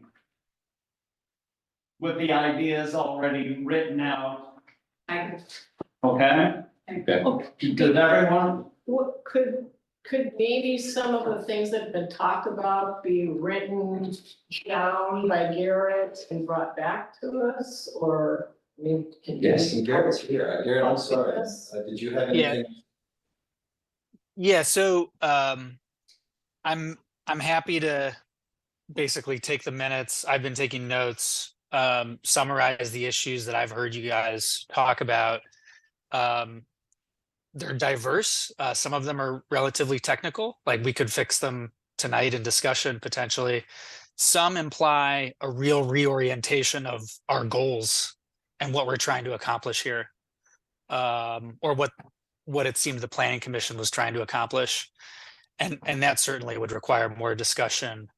And that's where, the Planning Commission's work was minimalist, I would say. When you're trying to get on the same page about goals, that's where like some more substantial fact finding and a planning process can actually help, in terms of what we're trying to accomplish. If we're trying to protect more trees, for example, by lowering the DBH requirement, we could keep going with that discussion in a lot of different ways. Are there certain kinds of trees? Is DBH what really matters? Or is tree canopy what matters? Or are there certain kinds of trees that are really cherished that matter and have some or deserving of protection? But I think that at least bringing back to you all a summary of some of the issues you've raised, at least some solutions for the relatively simple and technical matters that you discussed, and a couple of options of how to move forward on the ones that are a little bit more complex might allow us to get resolution within a couple of meetings, and it's also up to you whether you want to send it back to the Planning Commission for them to reconsider their goals and work through this, or if you want to take it up from here and we're work on it. taking it up from here. We don't need to go back to the Planning Commission. I think when you rewrite this stuff, we'll be able to discuss it in February and come to a conclusion at that time. All right. Now, I'm going to ask for any council concerns at 9:40 in the evening. We're gonna hate. I am. I'm starting with Preston. Are you got any? Any concern that I have to add, I've expressed already. Rita, I have no concerns. Dana, I have no concerns, I'm willing to share tonight. okay, Karen. Okay, I'm really sorry, but I'm reading through this tree ordinance stuff. I got to the riparian vegetation section that lists the Neocoxy Creek, Mill Creek. Does not list the estuary. Why is that not listed in there? Please. Because it's not considered riparian, Yes, not by the city of Gearhart. and we went through all this with the planning commission and Carol Connell, and she assured, and we said, no, the estuary needs to have the 50-foot riparian protection zone, and it needs to be in there, and she assured me it would be put in. That So, would be your choice to do. It was noticed in the comprehensive plan as being the estuary having protections, but it was never codified right, in the, there was never anything that was codified in the zoning ordinance itself. So it was a mention to say that we shall protect, that there are no protections other than for riprap and that sort of thing. It does not have the same 50-foot riparian area. Is that what you recall? yes. Okay. Thank you. So, we have it in the comprehensive plan, but we don't have it in the ordinance. Correct. So that's not good. If it's specifically in the comprehensive plan and it's not in our ordinance, we need to have it in our ordinance. Yeah, I don't, well, I'll leave it to the professionals. So the comprehensive plan It's aspirational. I know what's aspirational. The good thing is I made this very argument in a brief to Luba that I turned in yesterday. So the comprehensive plan is the vision and values of the place. It doesn't actually change use or any new use or prohibit any old use. It's like the, so just because it says something in the comprehensive plan doesn't mean that someone can or can't do anything. It's the adoption of the code that then gives them the clear and objective criteria. So if you want to codify that in a clear and objective manner that people can understand, it's within your purview. Otherwise, it's kind of noted, but it has no legal effect. So you can write an ordinance, send it to Peter to make sure that it's legal and bring it to the council. Well, it doesn't have to be written, it would just go in that section where they list where the riparian zones are, and it'd just be included in that section. I mean, it's like. Well, words. I mean, that would be a change in land use that we'd have to publicly notice, and we'd have to adopt via hearings. Sharon, the Niacotchee Creek is a stable environment. The estuary is a changing environment. I mean, in my lifetime, that thing, I mean, first of all, there were never any pine trees down there. You know, and now if you go down there after the wave action, you see that there's pine trees down that have fallen over the bank. So I mean, it's changing all the time, whereas the Niacotchee Creek here, I mean, apart from being silted in, you know, but we used to be able to take rafts from Gun Club Road, go underneath the bridge here and go underneath the bridge at 13th Street. You know, pull on over to Seaside. There's a lot of down trees in Niacotchee right now. Yeah, I know. That haven't been there before. So it's not exactly a stable environment, I wouldn't say. Well, no, but what I'm saying is you know, the trees alongside the banks and everything like that have been there for generations. Okay, well, if we're going to change and have to have public hearings, then we need to set that up. Okay, and we need to document that you have a concern in that. All right? Because that'll need to be acknowledged by VLCD. Gotcha. But now it doesn't have to go through planning commission or does it? City. I'm like 9:45 at night isn't the time for me to like go through the technical land use. What we need to do here. I have some concerns given We'll the find out more. instability of the situation of how we're going to map it, frankly. And I think that, and I remember us, you, me and Carol, trying to articulate a standard that would be legally enforceable. And I think the reason it's not in there is because the comment that you made, and we don't know how those trees got there. There's a rumor that a guy used to like to stroll at night with seeds. Anyway, but yeah, we need to come up with the bright line test, and it's going to be difficult. But if that's a council priority, we can see what we can come up with. Okay, do you have any other concerns? Okay, well, thanks for sharing that. And we'll see what we can do about that possibly in the near future. Now, I'll take a motion. I'll give you a motion to end the meeting. I need a second. I'll second it. All those in favor? Aye. Aye. And those opposed can go home anyway. All right, thank you, council. Thank you so much. Yes, that was perfect.